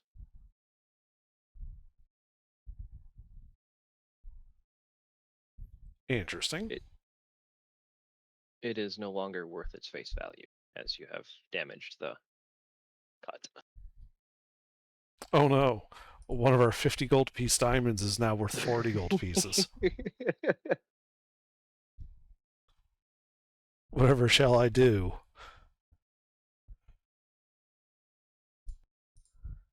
Okay, that's interesting. Pulls out I then pull out a steel adamantine alloy knife and try to scratch it. The knife doesn't yield. The gem doesn't either. Interesting. Okay. All right, hold on. I have a plan. Yep. I take the gem. Uh-huh. I start walking outside. I go. Levi leans back in his chair. This should be interesting. I go out, away from the garden, away from anything that's overly flammable. Set the gem down by the lake. Like back. the back terrace is larger than a fireball, so it's like a large stone. Like you have chairs or benches and stuff around that you can sit, and there's nothing really flammable in that immediate outside the garden doors. That's good. And then I hit it with what's my max level spell? Upcast. Yeah, a 4th level fireball. Yeah, and very similar to what happened when Alar hit it with Shatter. It glows faintly and then fizzles out. I walk up to him like. Go ahead. No, I just go like, huh, and then wait a minute, aha.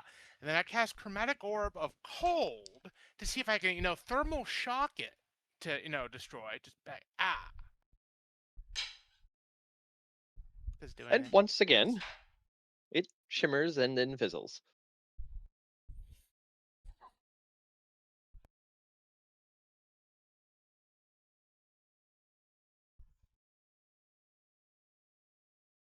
Just like, all right.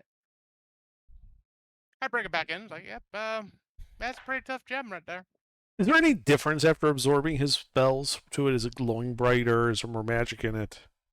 It flared up each time it was hit with magic, and then dimmed and then fizzled. Each time that happened, it was orangish. So when you hit it with Shatter, when he hit it with Fireball, and then when he hit it with Chromatic Orb, each time it was orangish. Okay, I do an identify ritual on it.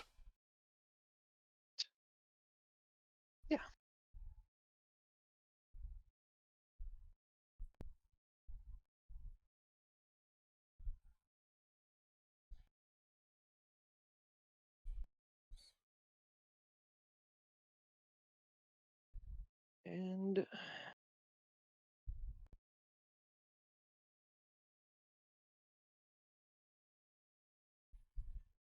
I'm just proofreading real quick. 1 second. Well, actually, as he's out on the back deck, Valen would come back with a larger one about the size of like a tangerine, a small orange. And it's not cut, it's broken and looks like a shard.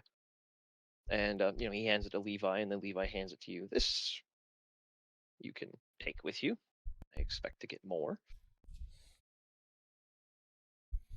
Okay. Thank you. You can cast Identify on that. Well, I finished my identify ritual on the one I had in hand. Well, they'd return the same, and I was putting your Identify onto that one, so while Eric was doing all the fiddly stuff with the little tiny shard. Well, if I Valen's had like, both of them, I would do an identify in both of them. Just confirm that they are Oh. in fact the same. Yeah. With no difference after absorbing the magic and all that.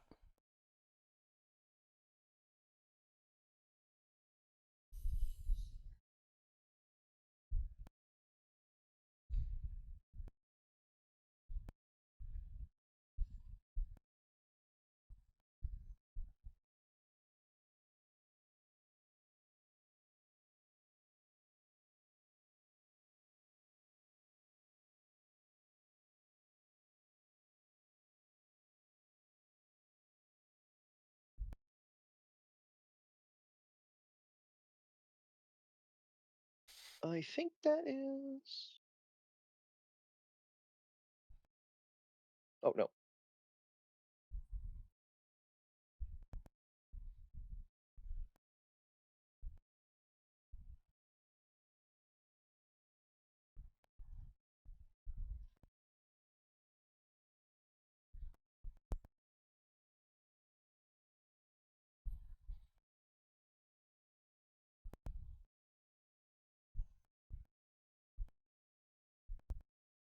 Sorry, I'm fixing one of the discharge mechanic. This is do you remember the magic item I was working on a long time ago, Underdark, of the basically the ring where you could store any number of slots in it and then discharge them as any number of slots? So if you No, stored a level but that sounds like Oh. something that we might have talked about. I just don't remember it specifically. Yeah.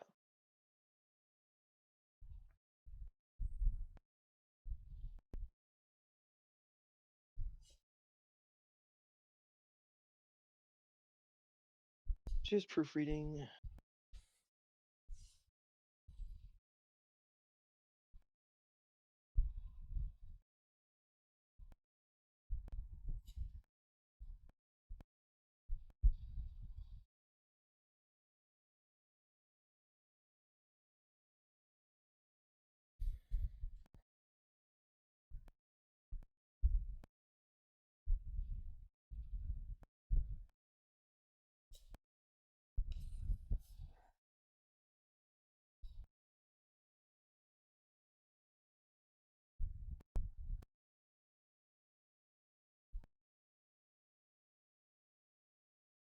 I think that's right.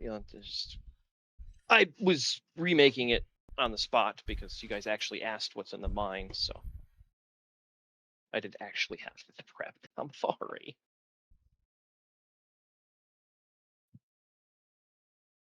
If you see any mechanical wording flaws, let me know.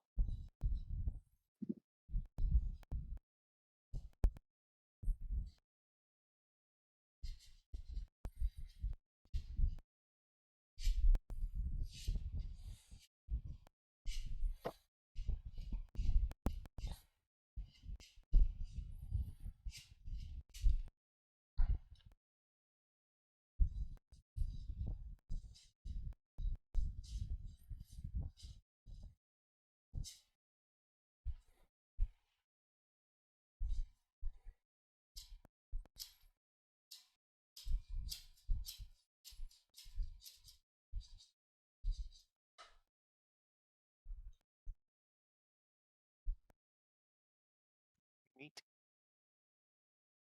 Indeed. Neat.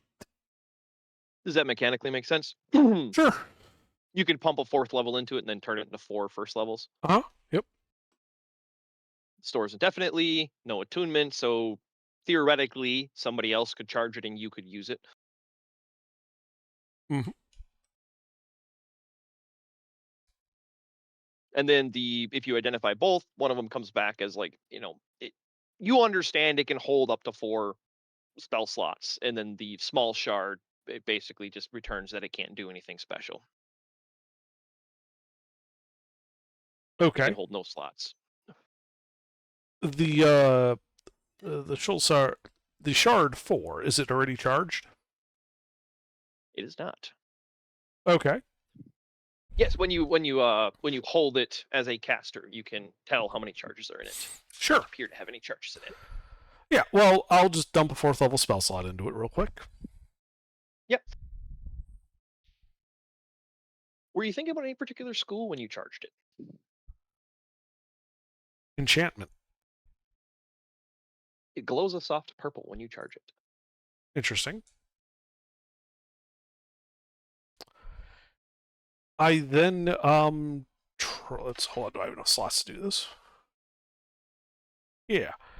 I then throw a 3rd level slot into it. The slot is expended, and the charge does not change. Okay. It glows brighter for a second, and then fizzles back to the dim purple it was. Okay. Was there any heat or anything produced by that? Nope. Interesting.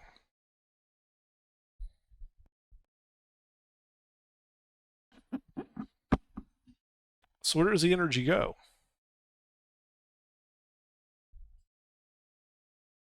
Levi shrugs. From what I understand, it just goes back into the weaves.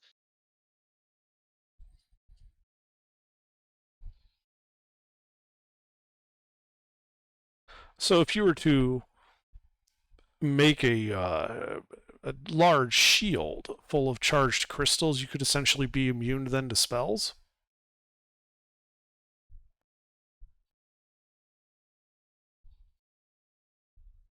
Levi thinks about it for a second. I'm sure we could try that. Don't know about its effectiveness. Because when you guys were casting spells at it, it didn't absorb the spell or anything like that. It still affected it. So the shatter went off all around the crystal. Fireball went off all around the crystal. Okay. Yeah, it didn't absorb the spell. It's absorbing the spell slot when you focus into it. And since you happen to be thinking about enchantment,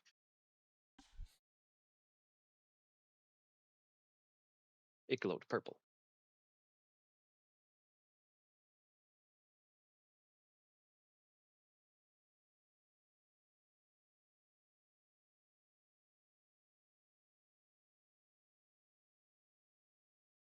All right. Well, then, while holding it, I discharge 2 of the spell slots to cast Locate Object,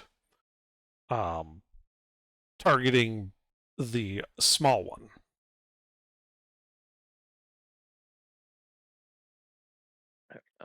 Nation. Yeah, it burns the 2 slots out of it. You can, tell that it has a charge of 2. And it indicates the location of the small shard. Okay, so they do react. They're not like completely immune to magic or magical tracking and the like. Yeah, they just seemed relatively resistant to damage. Mm-hmm. Which is why mining them is so difficult. And then I shove a 3rd level slot into the stone. And it glows brighter, indicates a charge of 4, and the spell slot is expended. Mm-hmm. Okay.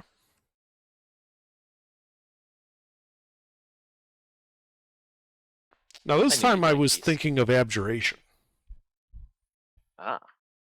So it's got 2 slots of enchantment and 2 slots of abjuration. Yeah, it glows between like a purple and a green. It's not quite purple. It's not quite green. So it's white? No. Like you can see both colors. Like it's not like it's fading back and forth equal between them. More like Like if you mixed green and purple paint. Yeah, but not like with a blender, just with your finger, Gotcha. like a nebula. Mhm. Yeah, there's multiple colors kind of fading in and out.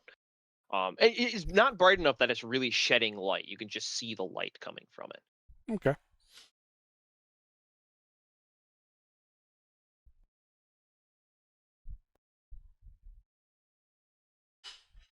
So how do they mine them then? Adamantine pickaxes, relatively expensive.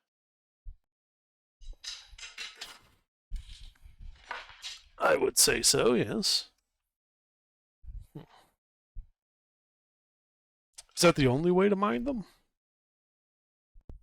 There are older metals, but not in wide enough supply to turn them into mundane mining tools.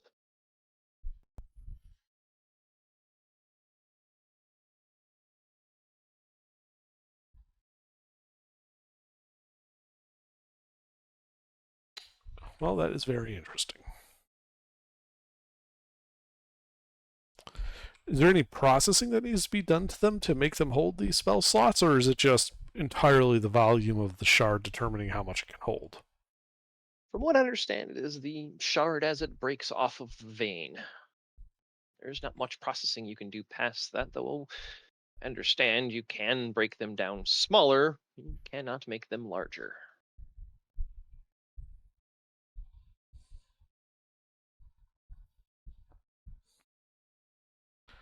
And depleted are these... Sorry, no, bad question. Never mind. So if you were to break off a rather large chunk of it, it could hold many, many slots. From what I understand, it breaks like ice. Once it breaks, it would be incredibly difficult to get a large shard of it.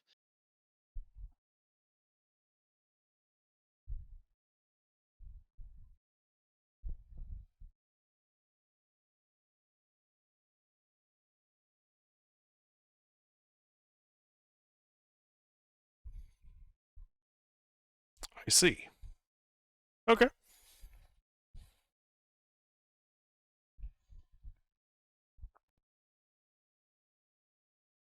This is the largest one I've managed to acquire through various connections and various markets.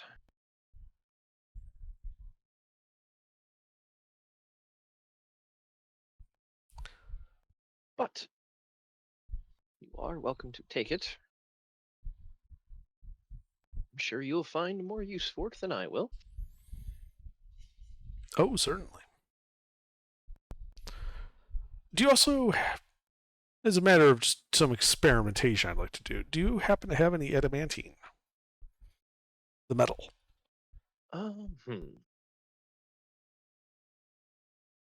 See. Staff list.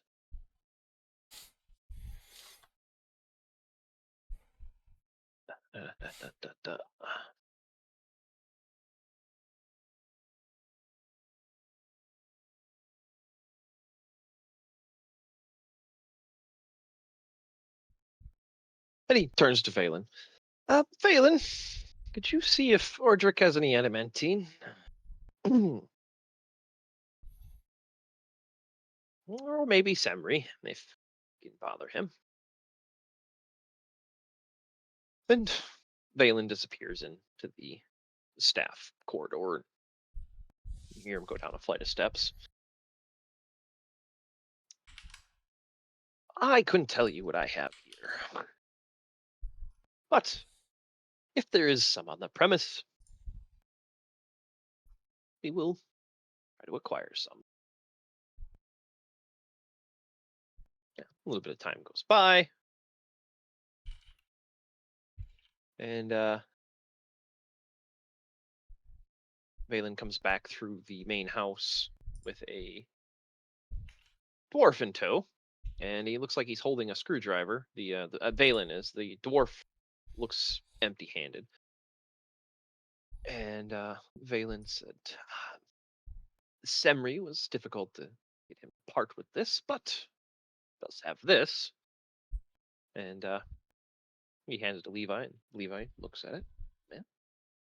Gnome does like interesting tools, and he hands it to you. It is an adamantine straight blade screwdriver. About a How quarter sharp? inch. How sharp is it? Quarter inch, so it's a 2 millimeter. Yes, but how sharp is it? 2 millimeters thick, quarter inch wide. Like the end At of the the tip. blade. Okay. Yeah, sorry. It's a quarter inch screwdriver. That's the quickest I Mhm. could think of coming up, but yeah. Do you think you would mind over much if I was to alter it?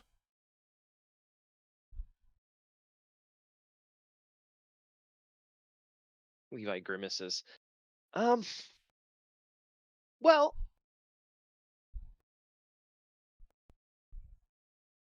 and then Ordric steps forward and slams a knife into the armrest of your chair. She's mine.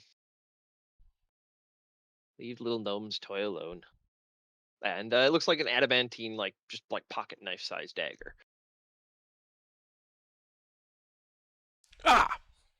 This would actually be about what I was going to be turning the screwdriver into. So I wrest the blade from the chair. Excellent. Very well. And Valen walks over to you and kind of just sticks his hand out.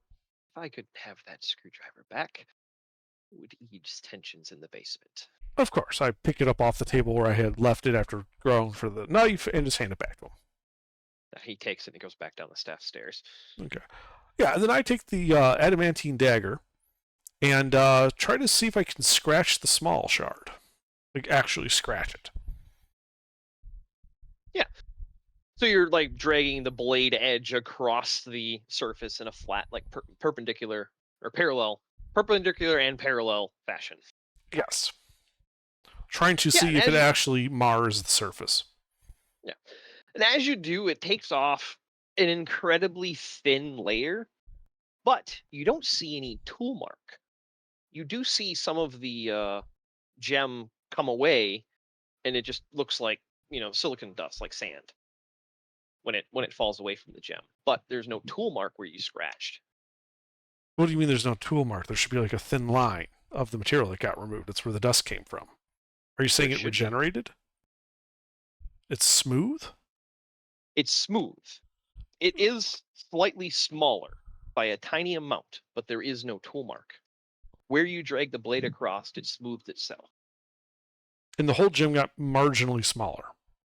Yes, by the fraction of what you shaved off.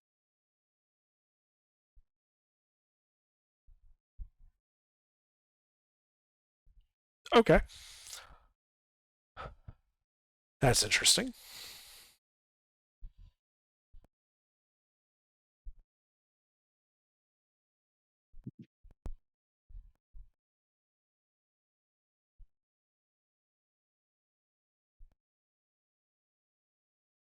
If I rub the dust onto the of the small shard, does it leave any marks on it?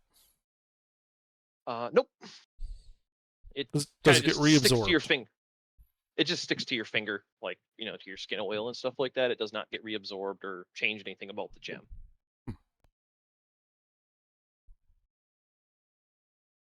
How sharp are the facets of the shard? Razor. It's pointy on both ends, like Okay. a rhombus. Both of them are. Both shards. Yeah, both shards are one of them is the 4 or 5 inches. The bigger one is 4 or 5 inches. The small one is maybe an inch and a half. Does Okay. it look like obsidian? No, it's whitish. Yeah, the way that it breaks is very much like obsidian. All of the facets and everything like that are a very natural, smooth glass-like break edge. But yes, Okay. it is pointy on both ends. So using the larger shard, can it scratch the smaller shard? As you go to do that, Levi leans forward and says, "Do not do that." And he bops your hand up so that they don't touch. I take it you've tried this before. Yes, it was a very expensive accident. There wasn't a lake there before.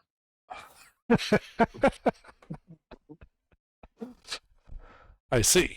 Not quite that detrimental, but yes, it killed 3 researchers and destroyed an entire wing of one of my research facilities in one of the cities. And that was 2 small shards.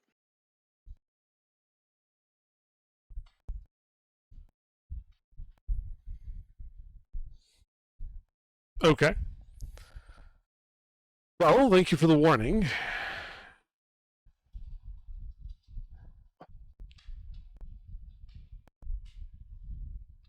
Yes. This-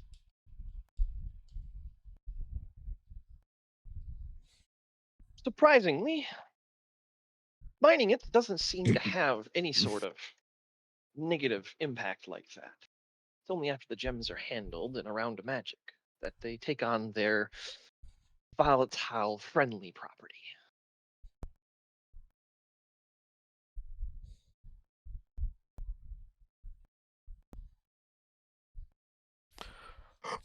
So I take it attempts to mine it the same way softer, more shatterable stone is mined is proven ineffective. Yes, it is incredibly resistant to poking it and getting it to break. Hence the adamantine picks. Yes, but specifically I was talking about rope saws.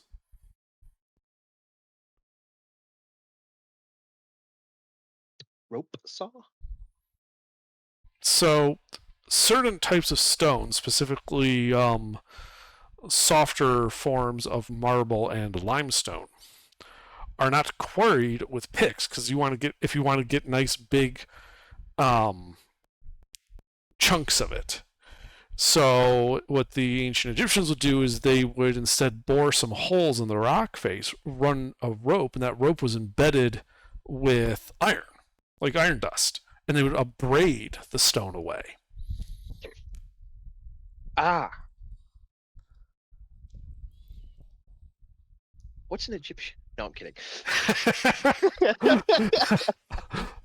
Yeah, as you explain it, he'd be like, yes, it does not have any effect on the surface. Even with adamantine dust embedded ropes? I don't know if they've tried that, but we could give it a test if you'd like. Well, that's what this was.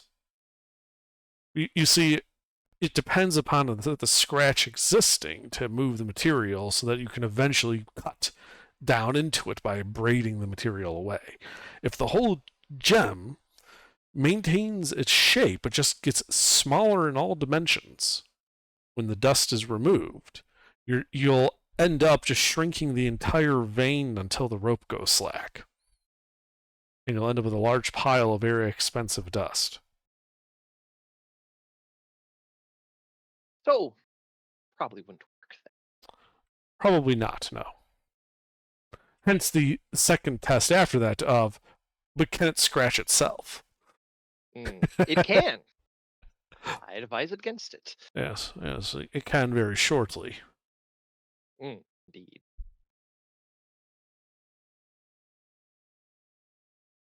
Still, good to know.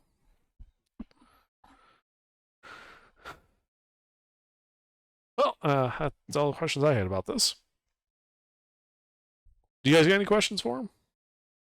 Any experiments you wanted to carry out? Unless I want to blow up the house, no, I'm good.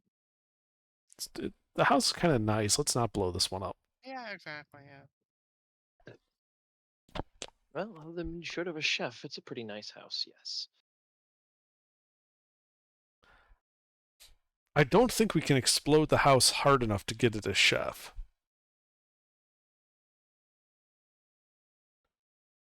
That would be an interesting outcome, though.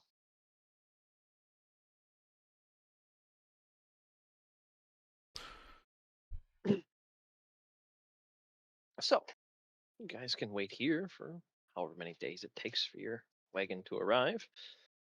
I library in the house is at your disposal.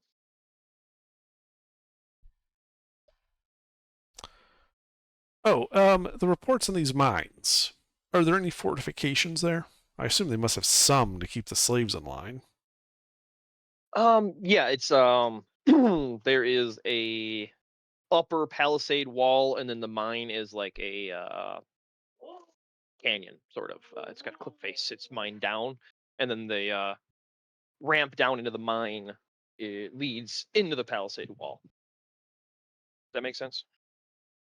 Yes. Split level. So I would then turn to Levi and be like, well, in terms of resources we may need when we get there, if they man the walls, a siege engine of some kind, like a ballista or catapult, to knock the gate down so we can get inside, may in fact be necessary. Well, and he looks over at Alaric. From what I understand, they are wooden palisade walls. I think Yeah. you could manage without trebuchet. Sounds like fire. Yes, but how do we get Alaric there without the trebuchet?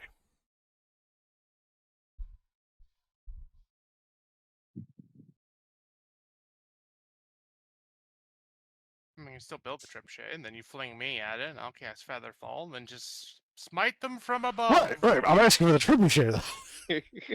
This How isn't funny fucking are Alaric- Minecraft, dude. I don't have many connections with siege engineers out that way.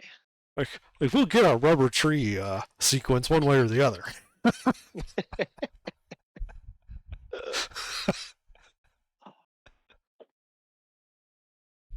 All But right. yes, from That's- what I understand, they're not watching out. Well, then this will be easy. Yeah, their entire focus is on maintaining the mine. They leave every couple of months in a sort of rotational fashion. One group goes out, comes back, and eventually the other group goes out and comes back. Sort of shore leave. All right. What? Then there is one additional request then. Supplies. Specifically, medical supplies, food, water, and weapons for the slaves that get freed, so that they can hold the mine after they are freed. As for that, I was going to have you bring them to Vernus. I was going to have a relief team set up there for once you get back. Some of them may not wish to remain. I'm just simply offering them the choice. And then we can go back and deal with the mine. Okay.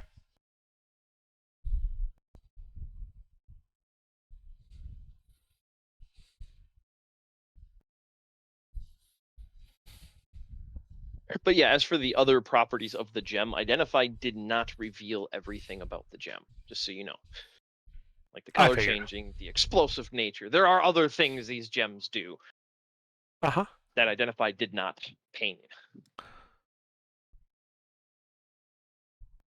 And I It's, look down at the two gems and say, all right, I have one final question I just thought of. Safety question. mhm.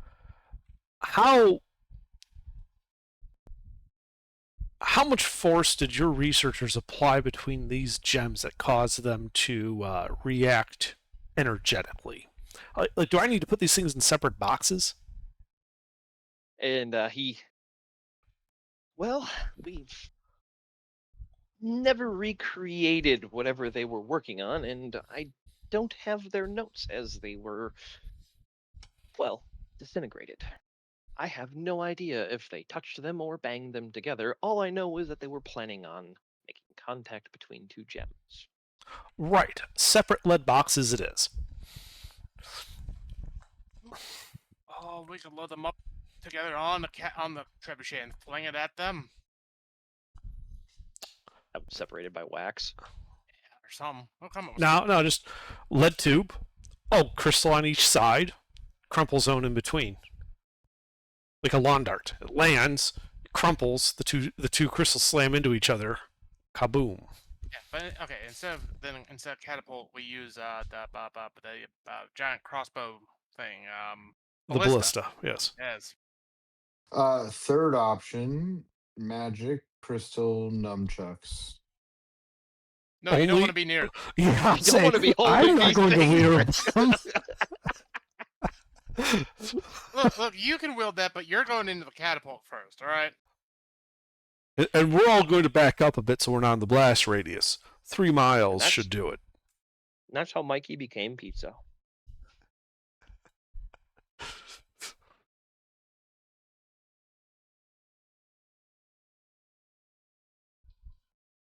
Yes, yes. We'll have 2 subcritical masses, and then we will energetically, bring them together. Yes, we'll call this the demon crystals. What could go wrong? I mean, That the depends if the size of the explosion is proportional to the volume of the crystal.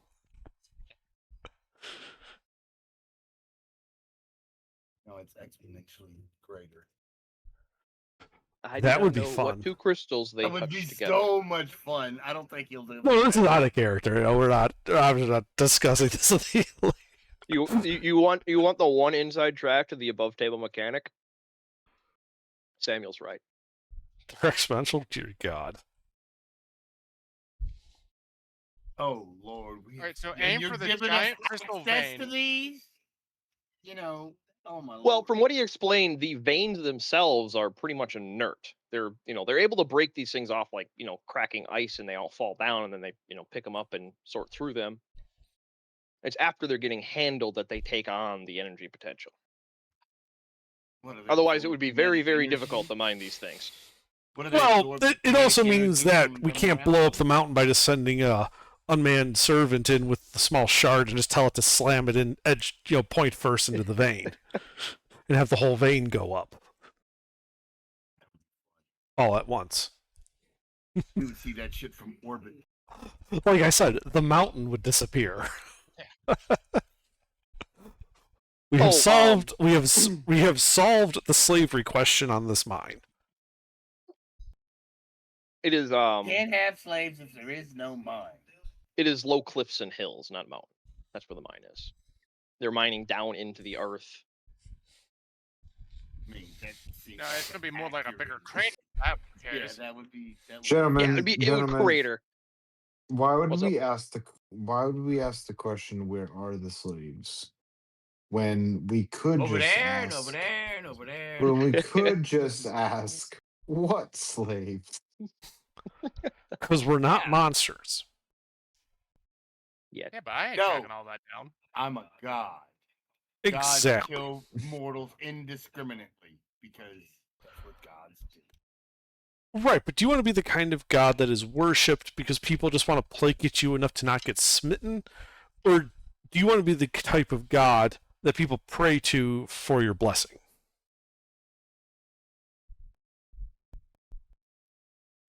Oh my god, I don't care. He does not care once the worship flows. I don't care how they if they plead for me not to smite them or they plead for me to give them blessings. I don't care. They're still pleading to me. Yes, but which do you think would sustain a wider cult and therefore get you more followers?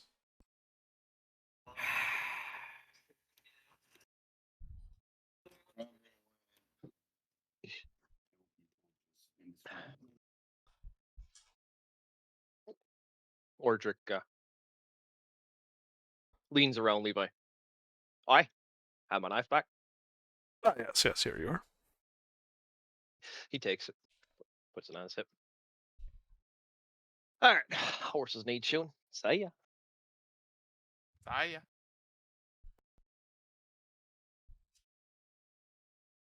And he walks out of the house.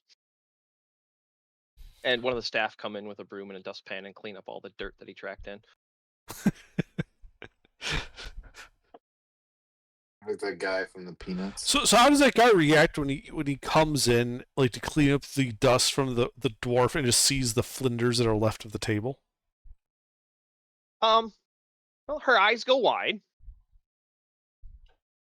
and then she heads down and starts sweeping the dirt. No questions. She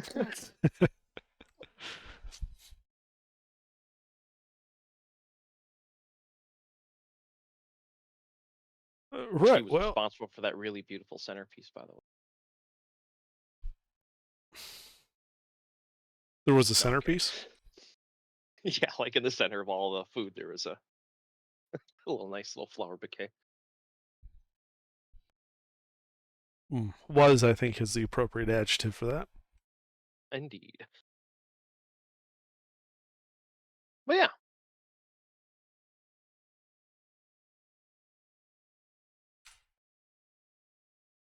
Well,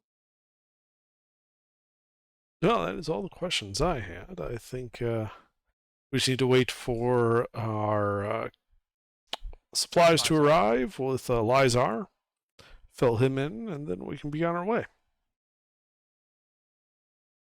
indeed. Interesting little find, the half-elf you have found. He has more than proven his worth.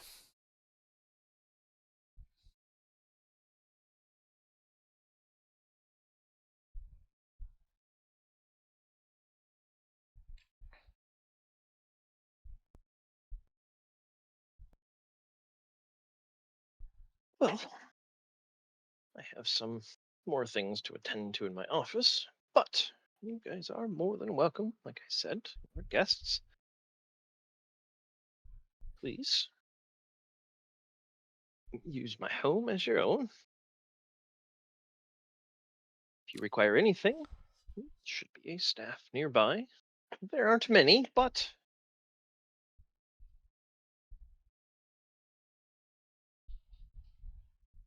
they're usually available. Sounds good. Very well. And he gets up. Talon follows him out. And Valen remains. He looks you guys over. Well, other than the table, you are better than the last group he had through here. I find that surprising. What did they do? We used to have 2 fountains. And he gestures to the flat patio. I see.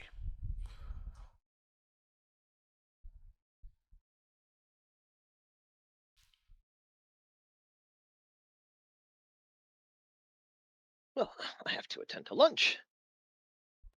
If you need anything,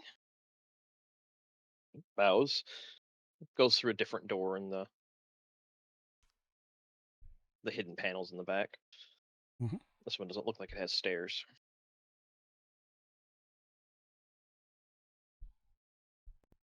But yeah, you guys are all alone.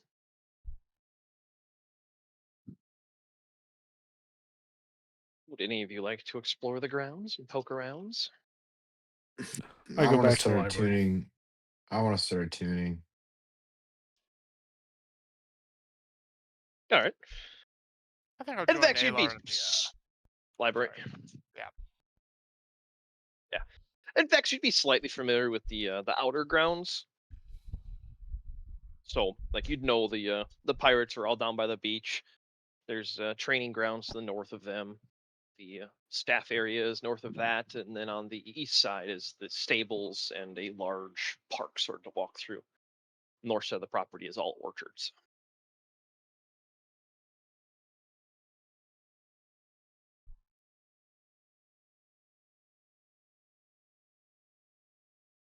All right. Looking for anything particular in the library, you two?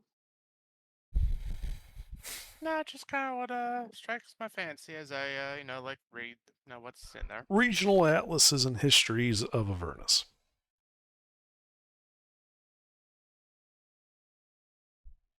You find a fictional book called The Forgotten Realms. Yeah, you find some books about Davernus. It looks like it is currently under the leadership of. Oh, I have that written down. A loose collection of great masters. Scrolling. Realm. Elmac.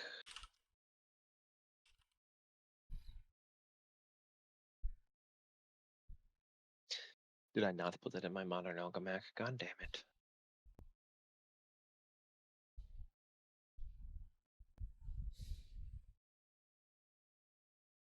You think you do something and you're positive you did it. Yes. And then you find out you didn't. That is pretty much half of my lore Bible. Oh yeah, that's in there. Nope, that's in my head. I mean, technically, you did do it. You just didn't write it down.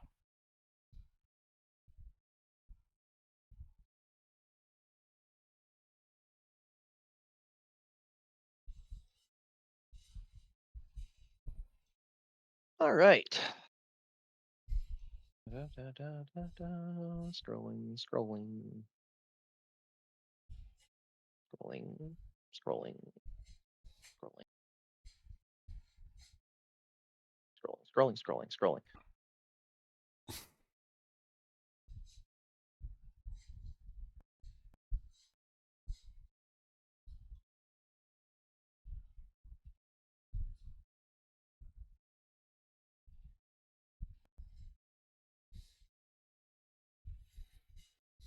There we go. The Yellow Lords. A layer would actually be reasonably familiar with them being from, Genth, as they're sort of neighboring nations. They're more of a trade coalition, city-state belt, inland toll network.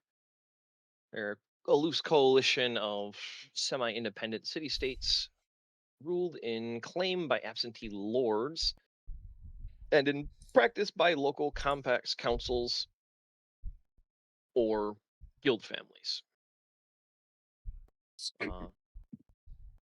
The region is known for its colored seals, caravan rights, different resources that come out of the jungle. And the Yellow Lords are not an empire, not a republic, not even a proper kingdom. They're a coalition of profitable excuses.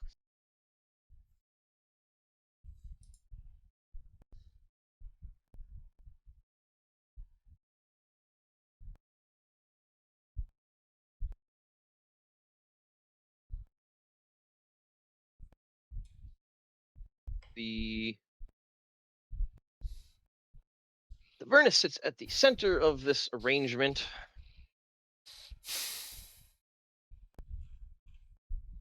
Began as an absurdity that geography made useful. A green pocket in a relatively harsh region. It's fed by mountain waters, sheltered by terrain, and it is placed where routes bend towards it. Orchards came first, then bathhouses, and aqueducts, water wheels, markets. It's important because enough roads, contracts, comforts, and ambitions eventually point towards it. The surrounding city-states tolerate the Yellow Lords out of Davernus because it provides legitimacy, connection of markets, buyers, credit, and political recognition.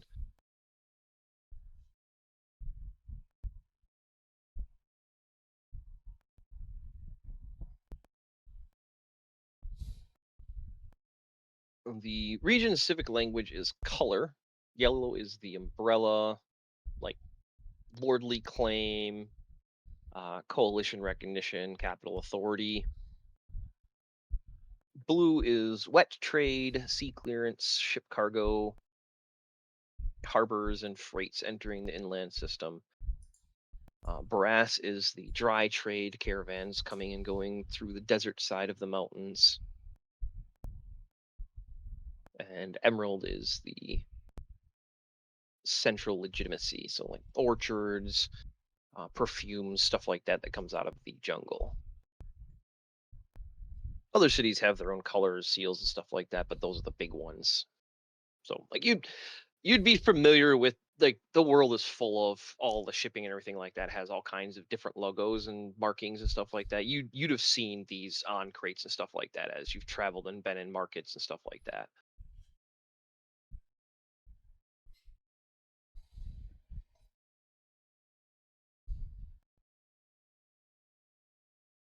Anything in particular you're looking for as you peruse the No, pages? just general information is all I'm looking for. Yeah, so Yellow Lords rule out of Davernus, and it's more of taxation through convenience.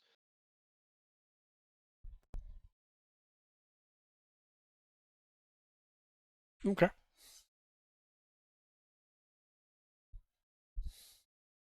And then the major port to the south is Selvarin, and that is most likely when Levi said that you'd land. He never actually said that, but that, you're reading the sort of almanac. That would be the city that you would most likely land in, the Blue Gate. In terms of if you're going to Davernus by sea, that's the closest way to get there. Yeah, we want to go there. Nope, different place.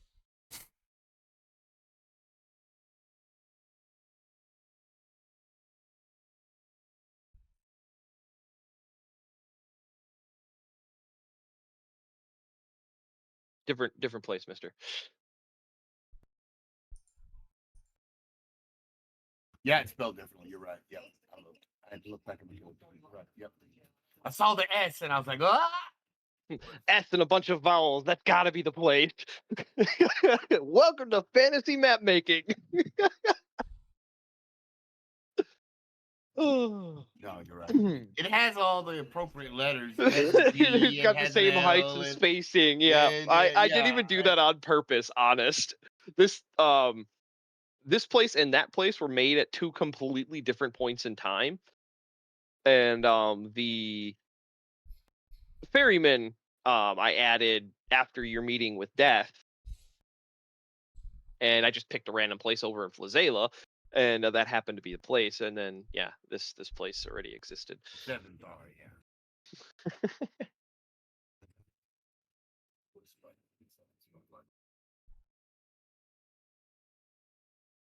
But Selvarin is well known for its shipmaking. It is one of the there is no the largest or the best or the greatest in my setting. There's 3 of everything. But they are one of the better places to get like cargo ships and stuff like that. They primarily use just jungle wood.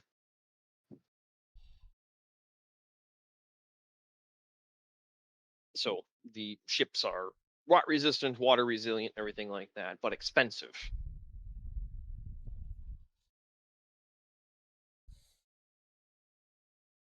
All right.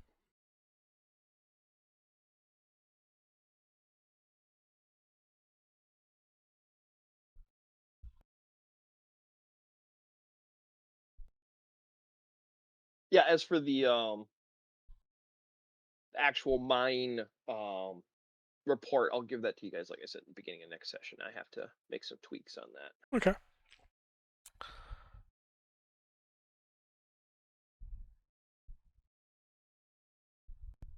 Does anybody else like to poke around? Any curiosities in Levi's establishment? You've left yourselves to your own muses? Yeah, he won't let us just take stuff.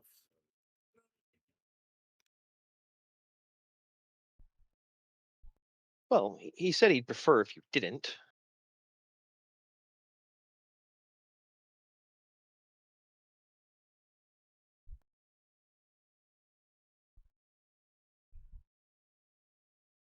Is There is no printing press in my setting, so there is not a mass production of any books. Yeah, I've already made copies of all the books I wanted already.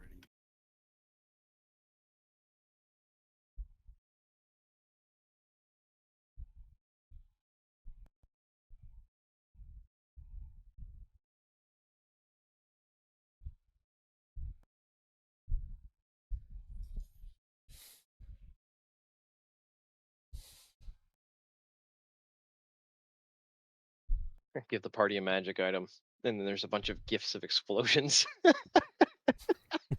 course, Gilbert's curious.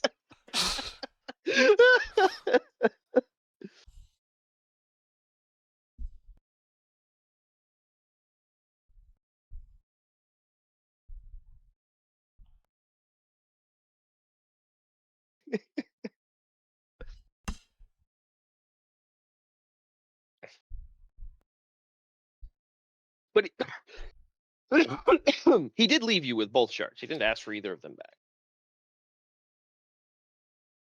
So you have a 4 shard and a null shard.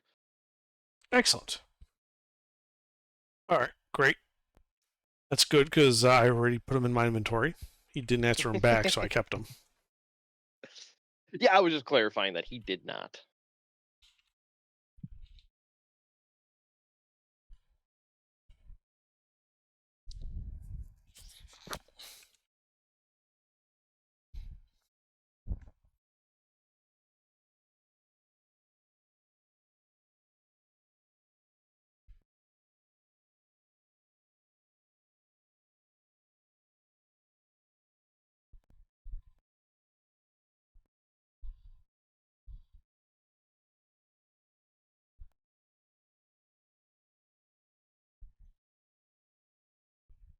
So, Samuel, Vex, do you guys get up to anything before we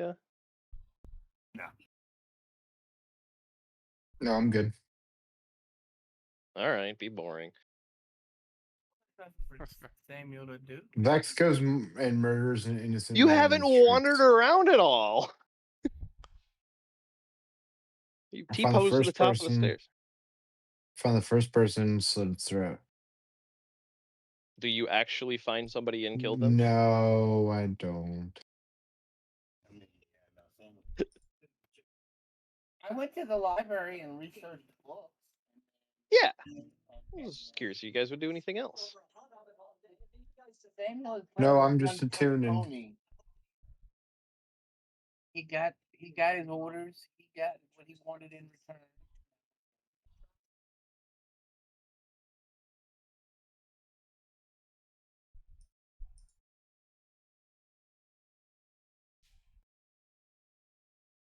Sooner we get this going, the sooner we can get a hold of those explosives that we need.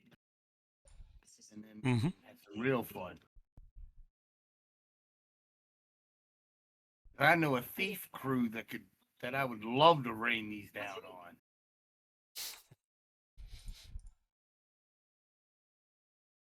The ones from Hydar that were already arrested? Were they already arrested? Oh. I'm not sure. Which thief crew are you referring to? 'Cause the only thief crew you guys have really messed with is the thieves in Hydar. Or are you talking about the Greyhand and Genth? I'm talking about the guy that took us captive and said you can't do Oh. nothing. And Silvercloak? One of yeah, I Levi's forgot allies? him. I don't give a fuck.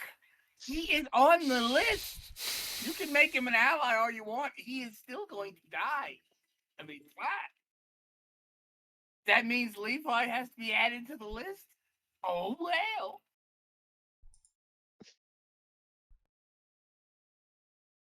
Samuel is patient. He knows it takes time to build a godhood. He's not going to do it overnight.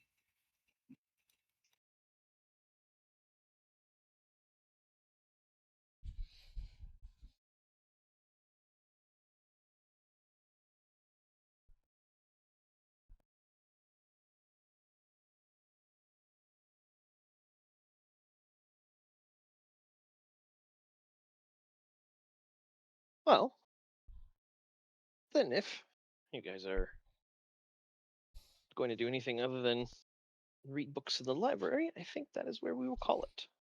All right.